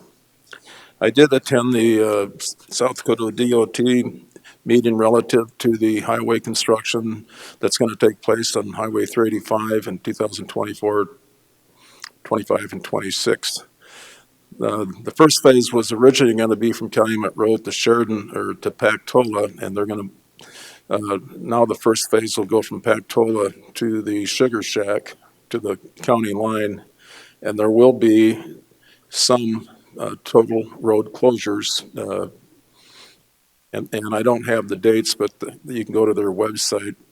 In 2025 and 2026, that's where it will take place from Sheridan Lake or from Calumet Road to Sheridan Lake Road to Pactola, and there could be closures 6 weeks at a time, total road closures due to the topography and the existence of the lake itself. Jay and I had a special meeting relative to how we wanted to handle the cross savers, and I think that went pretty well today, just so that we had our ducks in a row. Heart of the Hills Economic Development, it was actually Hill City Chamber of Commerce. they had their annual meeting at the High Country Guest Ranch, and I'm guessing there was 200 people there. And being a county commissioner, I was recognized along with Dennis Kroll and Trish, how do you pronounce? Ladner. So there again, networking, let people know that you're out there and that you care about these events. I did attend the Forest Service meeting at the Ramcota last week, and Lloyd came in, and I think I was there for 3 hours. And this would be the proposed 20-year moratorium on mining. So there's going to be a 2-year period, and then after that 2-year period, they will determine if they're going to do the 20 years, and that'll basically be the Bureau of Land Management in conjunction with the United States Forest Service. At that meeting, Jim Googles, he's the one I worked with. He's our district ranger for Mystic. He came up and introduced me to Jacqueline. I don't have her exact name, but she is a regional forest director out of Denver, Colorado, that basically oversees she would have overseen Jeff Tomac, who was a supervisor, but now we got an interim director, Brian, and there again, I don't know Brian's last name, but Brian came up and shook hands. And so this networking, you just can't get enough of it because they know that the county's really interested in all these issues. And it's good to know that you can sit there and call these guys up, have a cup of coffee, and let them know that we want to be part of the planning process. And I think that's all I got. So with that being said, I would Move to go into executive session. I got a motion to go into executive session. Second. SDCL 1-25-2 and SDCL 25-2-3. Okay, all in favor? 3. Aye. Aye. All opposed? Motion carried. Executive session. Are we ready? Move to come out of executive session. Second. I got a motion and a second to come out of executive session. All in favor? Say aye. Aye. All opposed? Motion carried. And the motion, if we could. Commissioner Hadcock. The motion to read, motion to move Victoria Sweden from dispatcher 3B24-2, 2374 an hour to dispatch 4 at B31-9, 2658 an hour, effective December 25th, 2022. Additionally, to approve back pay of $2,025.93 for the time period of July 24, 2022 to April 15, 2023, to be paid in the May 12, 2023 paycheck. Second. Okay, I got a motion and a second. All in favor? Aye. Aye. All opposed? Motion carried. Move to adjourn. Second. We got a motion and a second to adjourn. All in favor? Aye. All opposed? Adjourned.